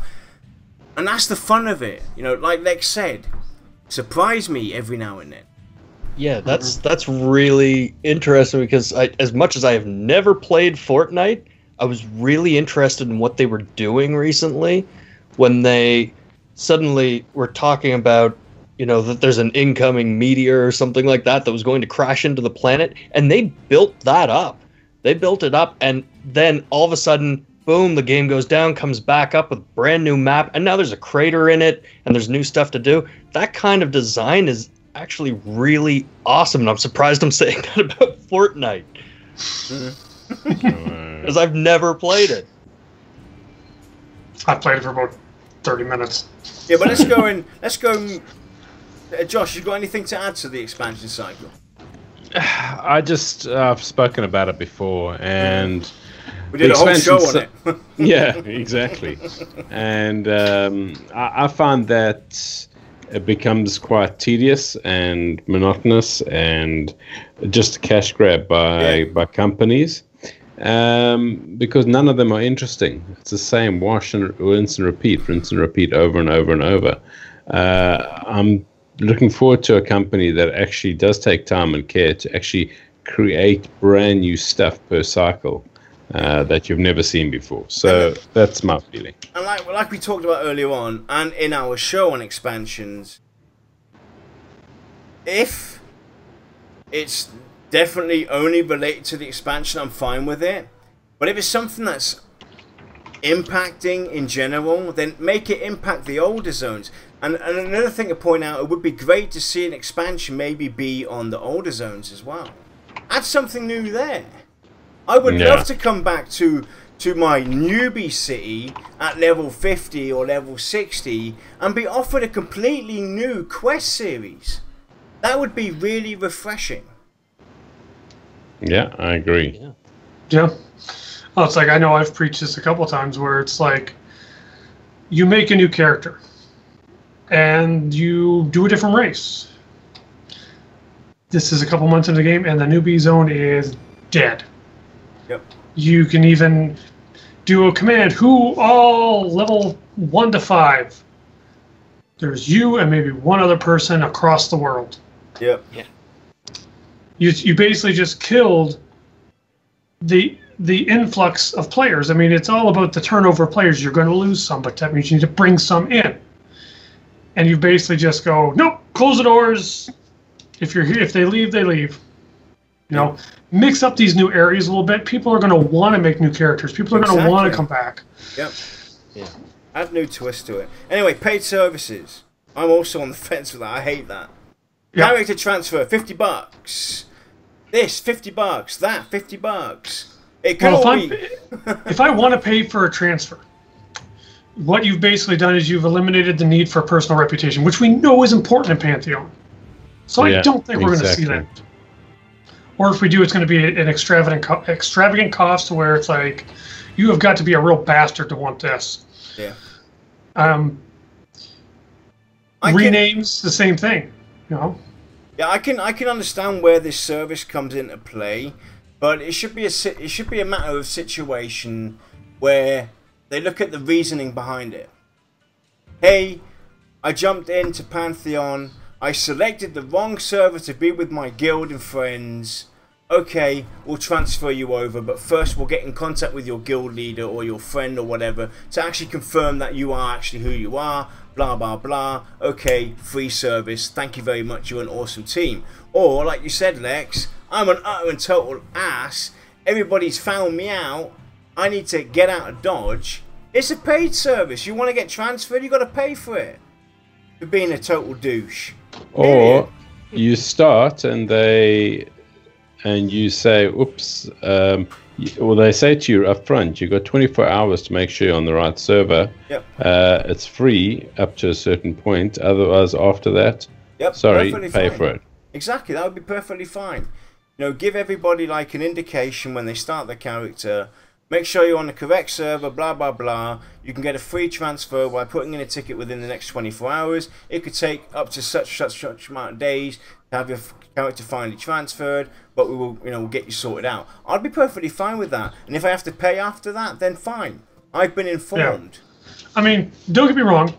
Character transfers are something that is definitely handy. Yeah.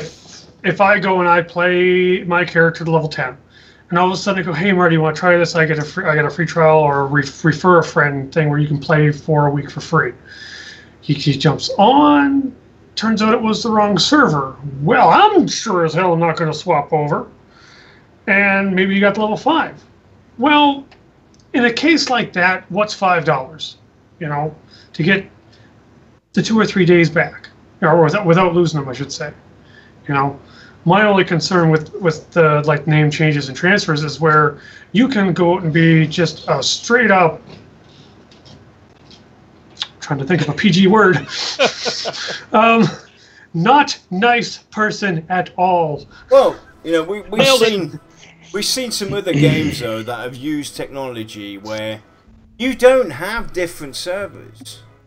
You log in and you can jump on any given server without having to create a new character, this, that, and the other. That's also a nice feature that also helps with the population issues, because no server's going to be dead. You can jump on to this server, that server, it doesn't matter. It doesn't affect you regardless. We've already talked about that as well. The open service system as well. I mean, that's another cool thing as well. But in this case, obviously you have your PvE, your PvP, your role playing, your different PvP rule sets. You're gonna have maybe some PvE RP, PvE casual, PvE normal, you name it, whatever. So that's obviously a different situation in this case. But yeah, having some kind of service, you know, I can understand having you pay for a character transfer or a rename for whatever reason, but there should still be some service offer. You know, or you should have to go through a review. Or go through a review and whatnot. Like Josh said, a perfect example. You know, maybe they have a Best Buy offer. You know, every 3 months there's a special offer where for 24 hours you get your character transfer for free, if need be. Yeah. That would be a great service.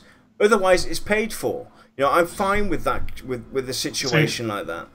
I'd be fine with a paid character transfer if there was a person on their end that was reviewing.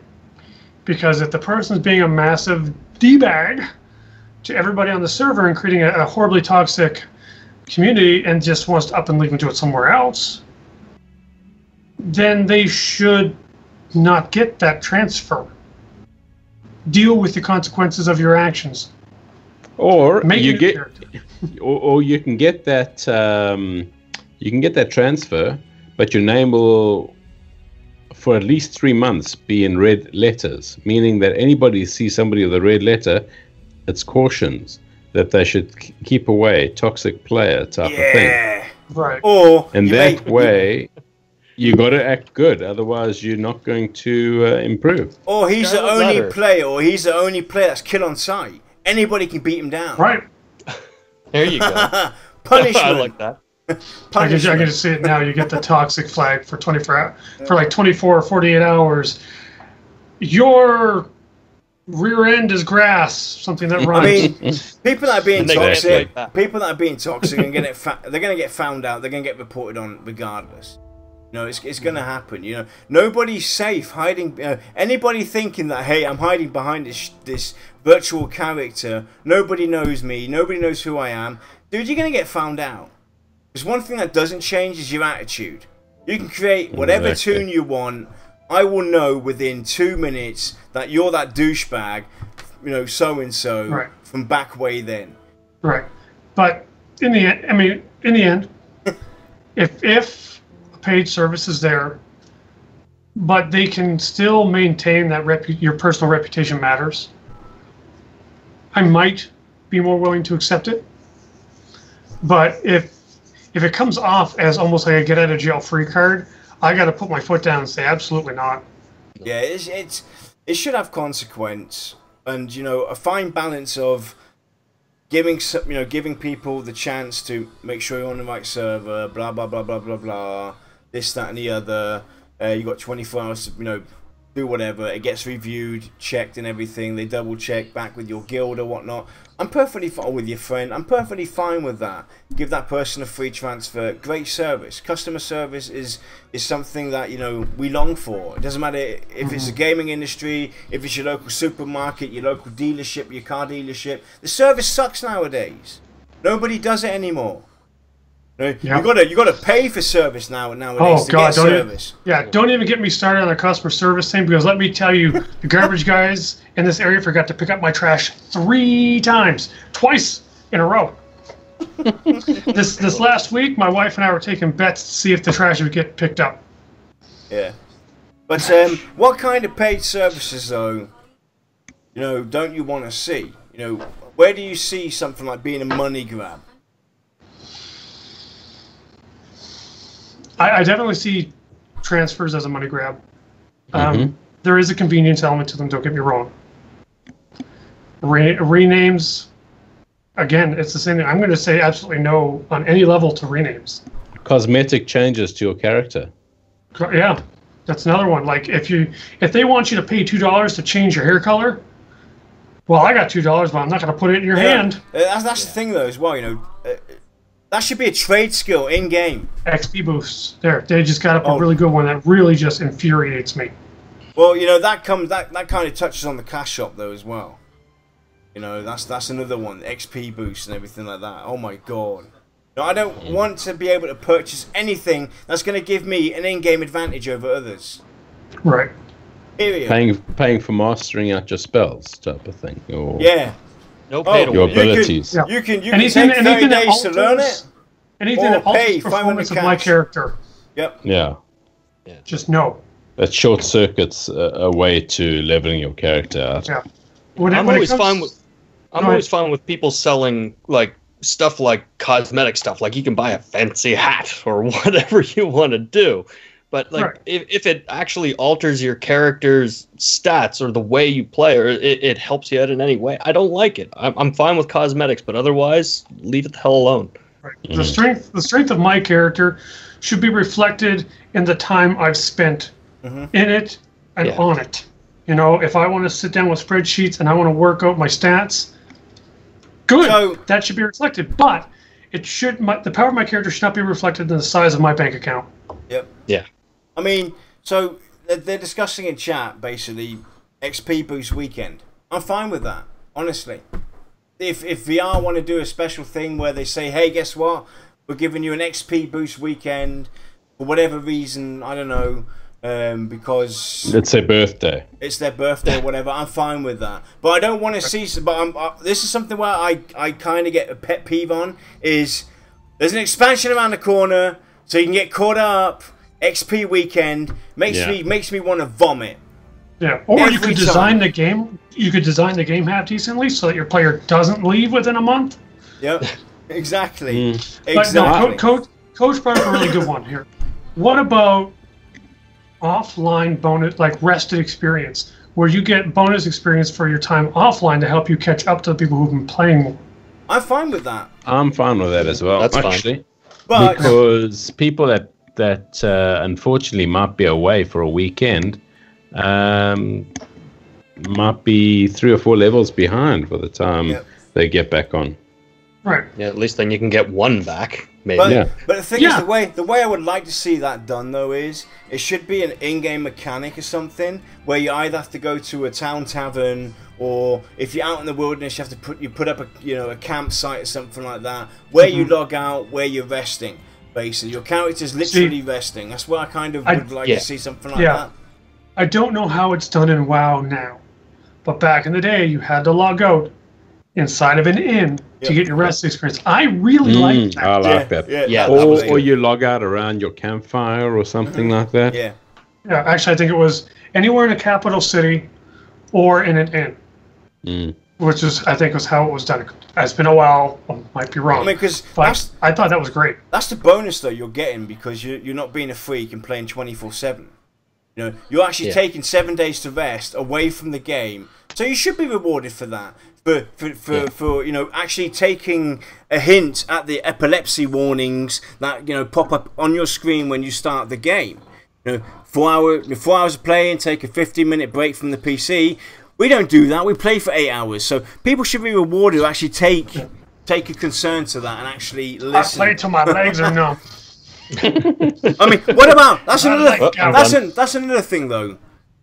In-game indications on, hey, you've been playing now for 4 hours. Maybe you should take a 15-minute break. Would you be fine with something like that? If they're subtle.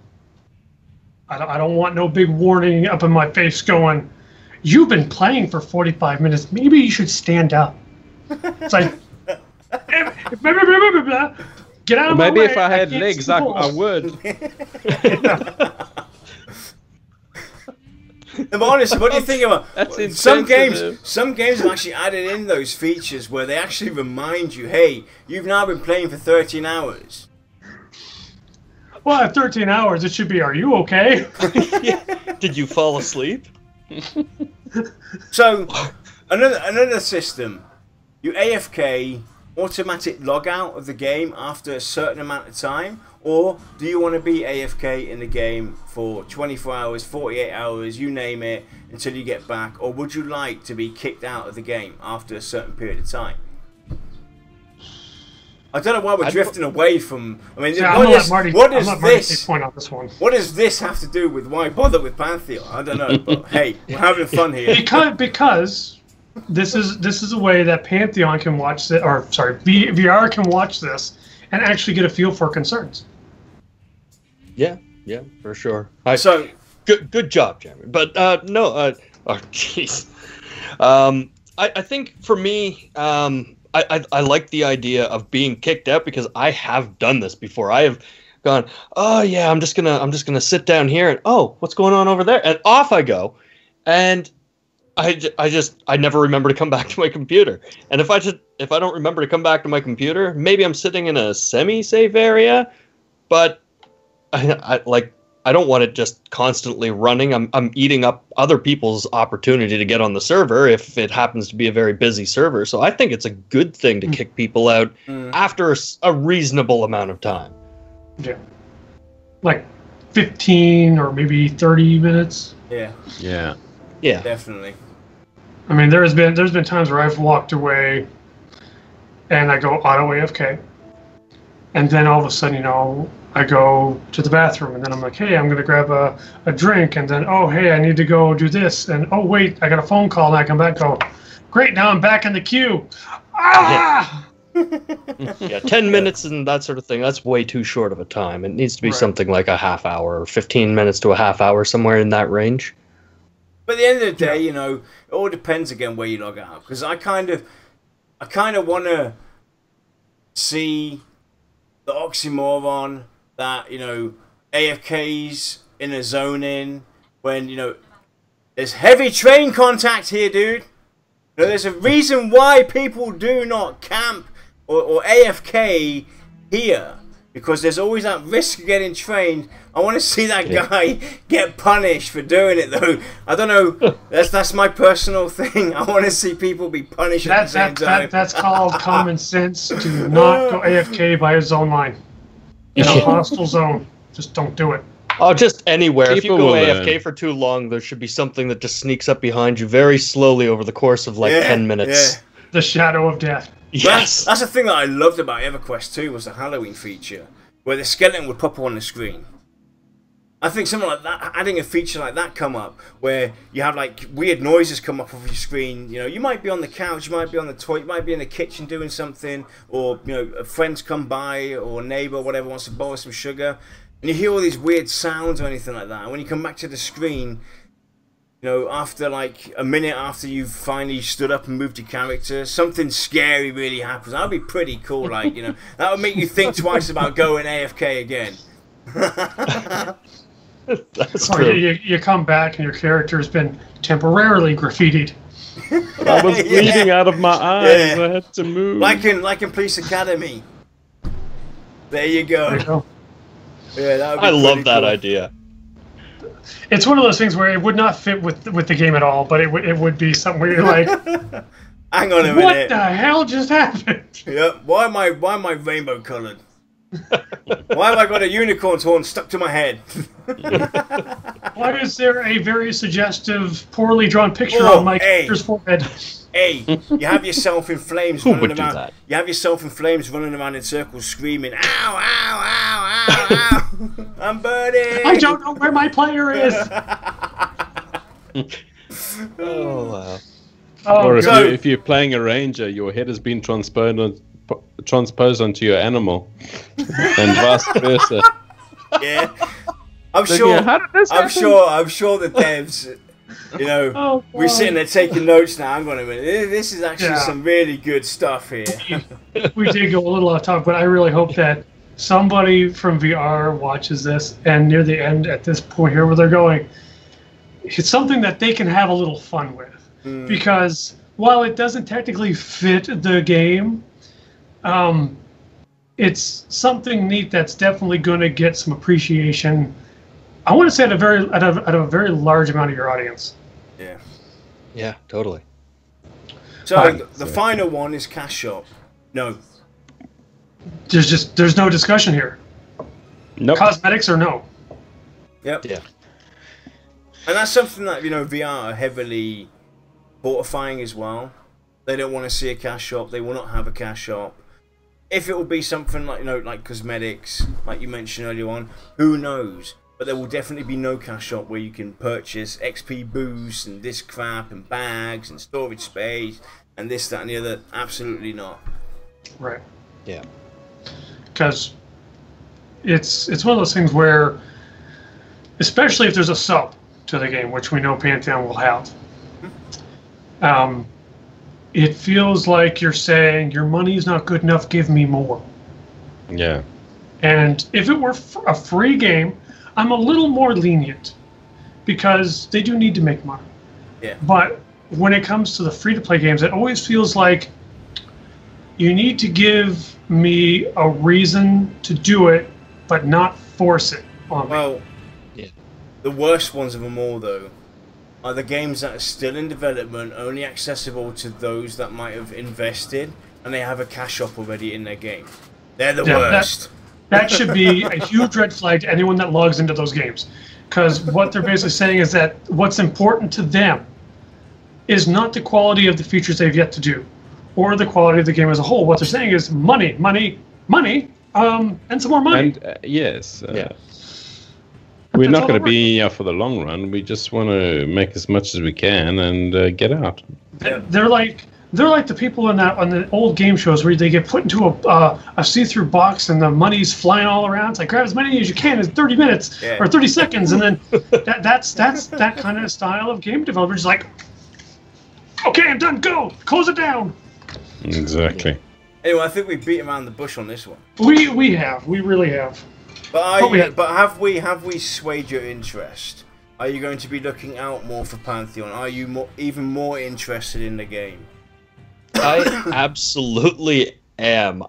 Despite what I thought was going to happen here, I was thinking, you know what? I don't think anybody's ever going to convince me to spend a monthly amount on a game where I have to spend all of my free time on it when I'm already doing YouTube videos, and that takes up all of my time.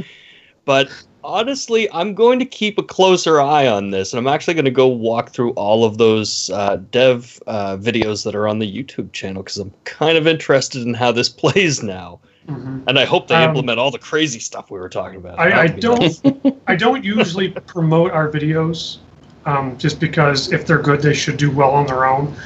But I will say you should look into the ones where we've had developers on the show, primarily the one with Joppa. Because Zippy Z was interesting. Joppa the Hutt? Zippy Z was good. Zippy Z was a good one. But that was more of like utopia for me than most people. And for everybody out there, he was the AI guy. Why bother with Pantheon? Lex actually did a pretty cool review. You got the link to that one, Lex? You guys, anybody's got concerns towards the game, we're still on the fence or anything like that, also give that a read. It was really well written, honest review on Pantheon, and hopefully that can help give you a deeper insight, because Lex definitely did have some major concerns, and he's addressed those and talked about those honestly. Yeah, give that a read. Yeah, basically, I'll just kind of summarize here. A lot of people that may not know, I was a skeptic of Pantheon for 3 years, and I want to say more cautiously optimistic. I really wanted it to be good, but I wasn't about to open my wallet and be like, just take my money. We have to throw it at you. Several months ago, a lot of the Voices of Terminus people who are already VIPs, they got together without my prior knowledge, gathered up enough money to get me a VIP package. I had to think long and hard on it, because I was very vocal about, more specifically, the VIP community by, I was not kind, we'll say, but I had reasons. So I accepted the VIP package as a contract, meaning everything that I am able to do in IT has to go into testing this game, just to make it better. Doesn't matter if I like it, doesn't matter if I love it, doesn't matter if I can't stand the people, doesn't matter if I will not play the game. It's my job now to test efficiently and effectively. Well, this new article kind of it very briefly touches on the fact that I had a lot of concerns, and I was very skeptical of Pantheon and Visionary Realms, and how the latest round of pre-alpha testing, something's changed, and for the better, where it no longer feels like it's just a game to screw around in. It really feels like VR has been saying all along, this is a home away from home. You're going to come in and you're going to feel like you're home. And at least for me, it really does, which I was very, very surprised. I really was, because I really never expected that to happen. But that's what that article's about. And it was read and okayed by Kilson. There is no spoilers. So yeah. Well, Kilson just promised me free cake, so I'm there. Free cake. That's another thing, though, to quickly touch on towards the end, is the way these guys are designing their game. If you look at most MMOs out there, they're all about the visuals first, make it all look pretty, so that they've got something to show. These guys don't give a shit about that. Or not at the beginning stage. They want to make the game fun first. Make sure that the mechanics are working, it makes sense and everything, and then they'll look at the visuals. Then they'll start adding in all the sparklies and shiny stuff. I mean, when they first started out with the first stream that they did, they all, from the get-go they mentioned, hey, character animations, character art, etc. Everything that you see is current. It's just placeholders. And for months, for almost a year, people kept on bickering, even though they mentioned it in every single stream that they did. Then they gave in finally and updated, and people just got blown away. They're building the game how it's meant to be built, how other studios should take a piece from them on how to design a game. They're making sure that the game is fun and working before they touch on the visuals, because that's the last thing they can do. That's not going to break the game mechanics. Yeah. Well, to kind of wrap this up, I think what I'll do here is I'll basically say, in my opinion, why would someone bother with Pantheon? Well, it's not to find some feature that'll keep you entertained. It's not to be the best at something. It's not to be, a high-profile person. I say bother with Pantheon because when you go in there, you're gonna meet people. You're gonna have fun. A lot of the old schoolers out there are gonna know what I mean when I say you're gonna have fun like you used to. You're gonna sit around and chat to your group, and you're gonna have fun. You're gonna die. Sometimes you're gonna be aggravating, but other times you're gonna laugh about it, and you're gonna look back 3, 5, 10 years from the day you start playing, and you're going to have stories to tell people, and the people that won't be able to experience Pantheon will wish that they did. Yeah. Well. It's going to be all about the friendships. It's going to be all about the getting together and making memories with people. And that's the important thing. Right. And to the people out there that have watched the show a lot and know me, I usually hang around like 3 or 4 people, and that's it. Everyone else can just go take a long walk off a short pier. That's the kind of person I am. So I'm literally excited for when Pantheon's released now, because I don't know who I'm going to meet. I finally got him there. We finally did it, Josh. We did. We finally got turned Lex. me into a real boy.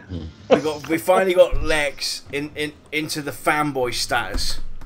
Yeah. I wouldn't go that far. Simply because if VR implements something that I think is a bad idea, You'll say it. I will say it's a bad idea. But I'll tell you why. No, A Next fanboy challenge. is someone that will say they do no wrong. Yep, Next challenge is a cleric gnome. Huh? What? Get Lex to roll and play a main as a cleric gnome. You're going to have a better chance of me putting pants on. Let's put it that way.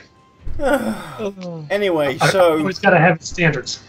So I think we'll wrap this one up. Why bother with Pantheon? Great discussion today. It was great having you on, Marty. Thank you. We will be back on Monday, sometime after the stream, to do a quick review on what we saw and to talk a bit about that. And then that will be the last time you see me until September. Josh will be taking over for me for the time while I'm away, sorting out some real life stuff. And next week the guys will be talking about death penalty and corpse run. Very, very cool, interesting topic. And yeah, again, thanks Josh, thanks Lex, and Shy. Yes, I know at the beginning I forgot to mention you, but I didn't forget you. Well, we did have two questions, didn't we? Oh, we have questions, do we? I know you don't love me. It's all right. It's okay. I'll just sit here and cry. But yes, we did have two questions, and they're game related, so Marty can sit back and relax a little bit. Yes, I know. Duskrunner wanted to know, the devs previously said that there won't be cooperative gathering in-game to limit the number of items, keep value in the economy. Do you think there's a way around the issue to enable cooperative gameplay and gathering? There are workarounds. We've seen other games do it. Prime example is SOE's Landmark, Daybreak's Landmark, the game, where you could gather within a certain radius and everybody would get a piece of that resource and whatnot. The thing is, we don't really know anything about the harvesting gathering system apart from what they've already released. We haven't seen it in the works, how it works in game. I ain't really concerned about it, to be honest with you. If I'm gathering a rock, that's my rock. You stay away, hell, you stay away from it. That's my rock, that's my tree, that's my bush. If I'm picking that bush, it's my bush, period. That's how I see it. I ain't touching that one. But if we're in a group, for instance, and we're all gathering, I personally would like to see some kind of bonus within a radius. Something that, helps us. Maybe we get a speed boost on the gathering time. Something like that. But yeah, I definitely want to see something, but other than that, I can't really think of a reason to really want that, unless like have something like guild housing or something like that, where you can build or where you can build a town or something. Then that's where I see something like that come into play, of being an importance. Other than that, I'm fine if they do it with or without, to be honest. It's certainly a unique problem. Because I see it from both point of views. Cooperative gathering, it's a chance to socialize with a friend while doing something that's, in my opinion, one of the most boring things you can possibly do. I mean, ask Josh, or even Shy, when we played EverQuest too. Mm-hmm. We would go in a dungeon or whatnot, or head towards a dungeon. But you stole my nodes. But we would still gather stuff along the way. So no, you would race up ahead and grab the node first, and then you would yell that it was yours. But couldn't you in EverQuest 2? Couldn't people hit on multiple nodes? Sometimes. Depending how far it had been mined already. I mean, I don't see really a problem having a node be accessible by multiple people. Like it has three times to be hit on. The only way I could think that it possibly could work is that you would have nodes, for instance, let's say for mining, you'd have nodes, and then you'd have veins. Now, veins could be accessed by multiple people, but nodes could be just dealt with by singular people. That's a good idea. There you go. That's a very good idea. Yeah, so they create like that, like forests, which multiple people can cut, or just singular trees that can be accessed by only one person. So they could group these type of things. I'm a little upset that I didn't think of that. Because that's a really good solution. Yeah. It is. What's the next one? Corthan the Dwarf wants to know what examples of Corthan the Dwarf. Dwarf! Who? Say again. Corthan the Dwarf. So, what Back in are my pants. examples of endgame content that don't include the most difficult encounters, or the best available loot during a given period of an MMO cycles? Wait, I didn't quite understand that one. Me either. What are examples of endgame content that don't include the most difficult encounters and or the best available loot during a given period of an MMO cycles?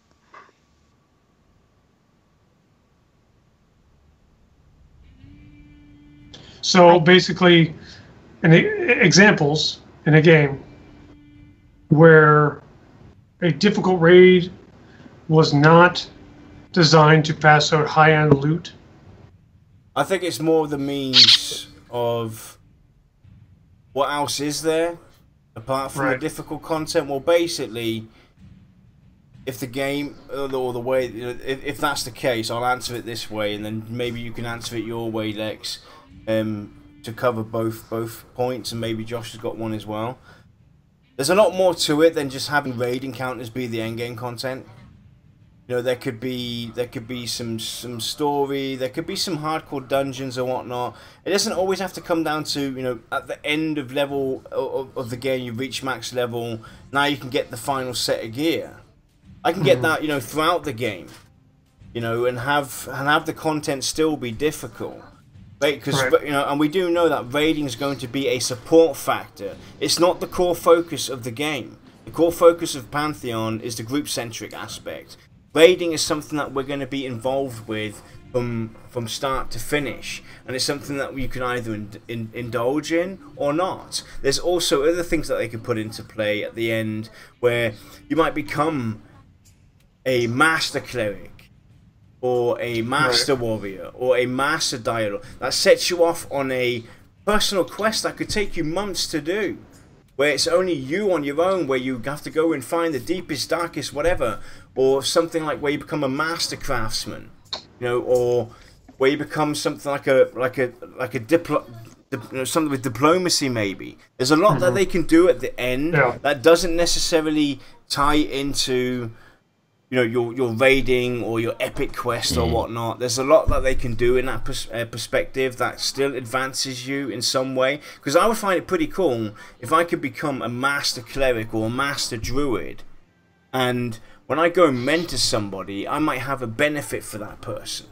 Because I am now a master, I might get a special ability that only I have because I've actually became a master. I might have some special function throughout the game. I'm a master druid, so when people log in, maybe there's a message that you can contact these community members and find out more about the druid. If you have any questions, go reach out to Yanila, or go reach out to Joshua for the monk, or go reach out to Lexa for the dialogue, because they've become masters of their class. Ways for us to help and engage with the community. So those are things that you could add into the game that would surpass the endgame raiding and epic items and stuff. If I become a master dialord, I'm going door to door and go, "Have you found the scar, Jesus?"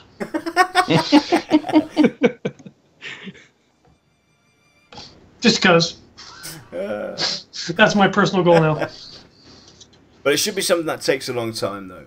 And we've already talked about such features already in previous shows. Yeah, I think what it all comes down to is, like, every game out there right now, the end game is raiding. That's it. Yeah. It's time to expand upon that. I'm not saying don't put raiding at end game.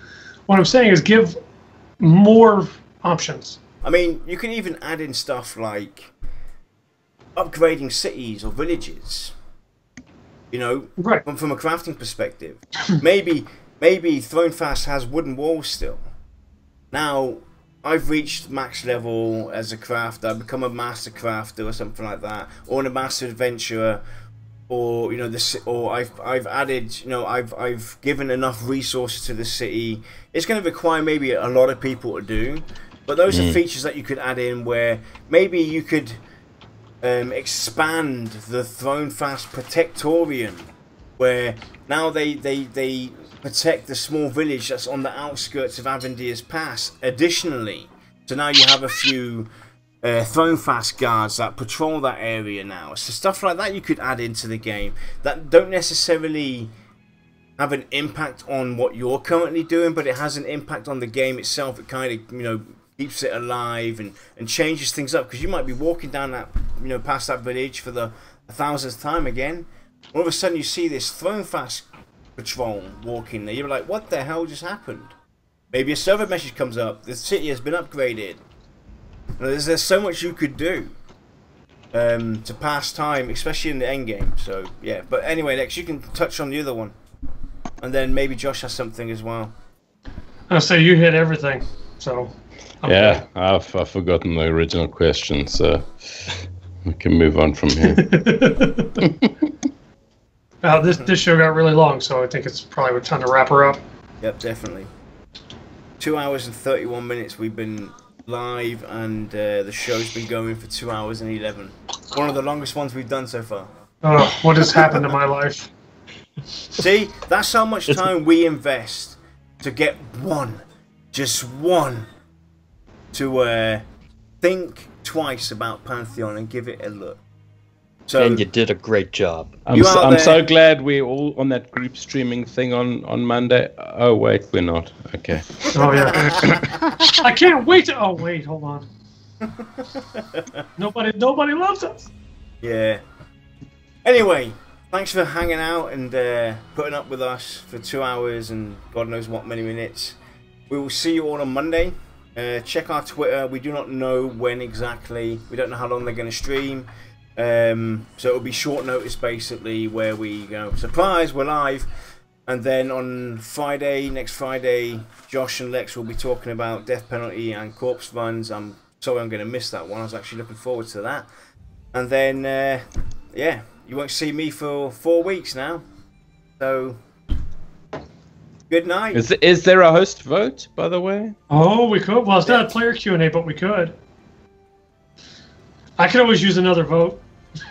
No, but this is going to be unfair, though. It is going to be unfair. That's why I'm okay with it. Go for it. Actually, you'll be pretty surprised. You'll be pretty surprised. Yeah. So, Marty, whenever we do a player Q&A, even though this wasn't really a player Q&A, we always end the show with asking, who is the VoT host with the most? No pressure. I'll hate you forever. Oh boy. Well, now you're just making me have to choose between two people I just met 2 hours ago, or 2.5. Oh my God, yeah, 2.5 hours ago or whatever, and the guy I've known since what 2001. 2001. Yeah. Yeah. God, that makes me feel old. All right, Jeremy, it's gonna make you happy. It's you. No, he teabagged you back in those days. Actually, I do remember a point in Anarchy Online where he died, and all I did was sit on his character's face. I didn't. Of course, I had to deal with this. He was my healer. All right, so with that, everybody. I hope you have a great weekend, and we'll see you all, or me and Lex will, on Monday. And then you'll see on Friday Josh again. And yeah, see you all then. Take care. And Marty, thanks again for joining us. And we'll see you all next time. Thanks, buddy. Be safe, everybody. Don't forget to check out Midnight Game Room on YouTube. It's one of the few channels I actually watch, and not because Marty's my friend, because they're actually pretty interesting games that he does. This is why I picked him.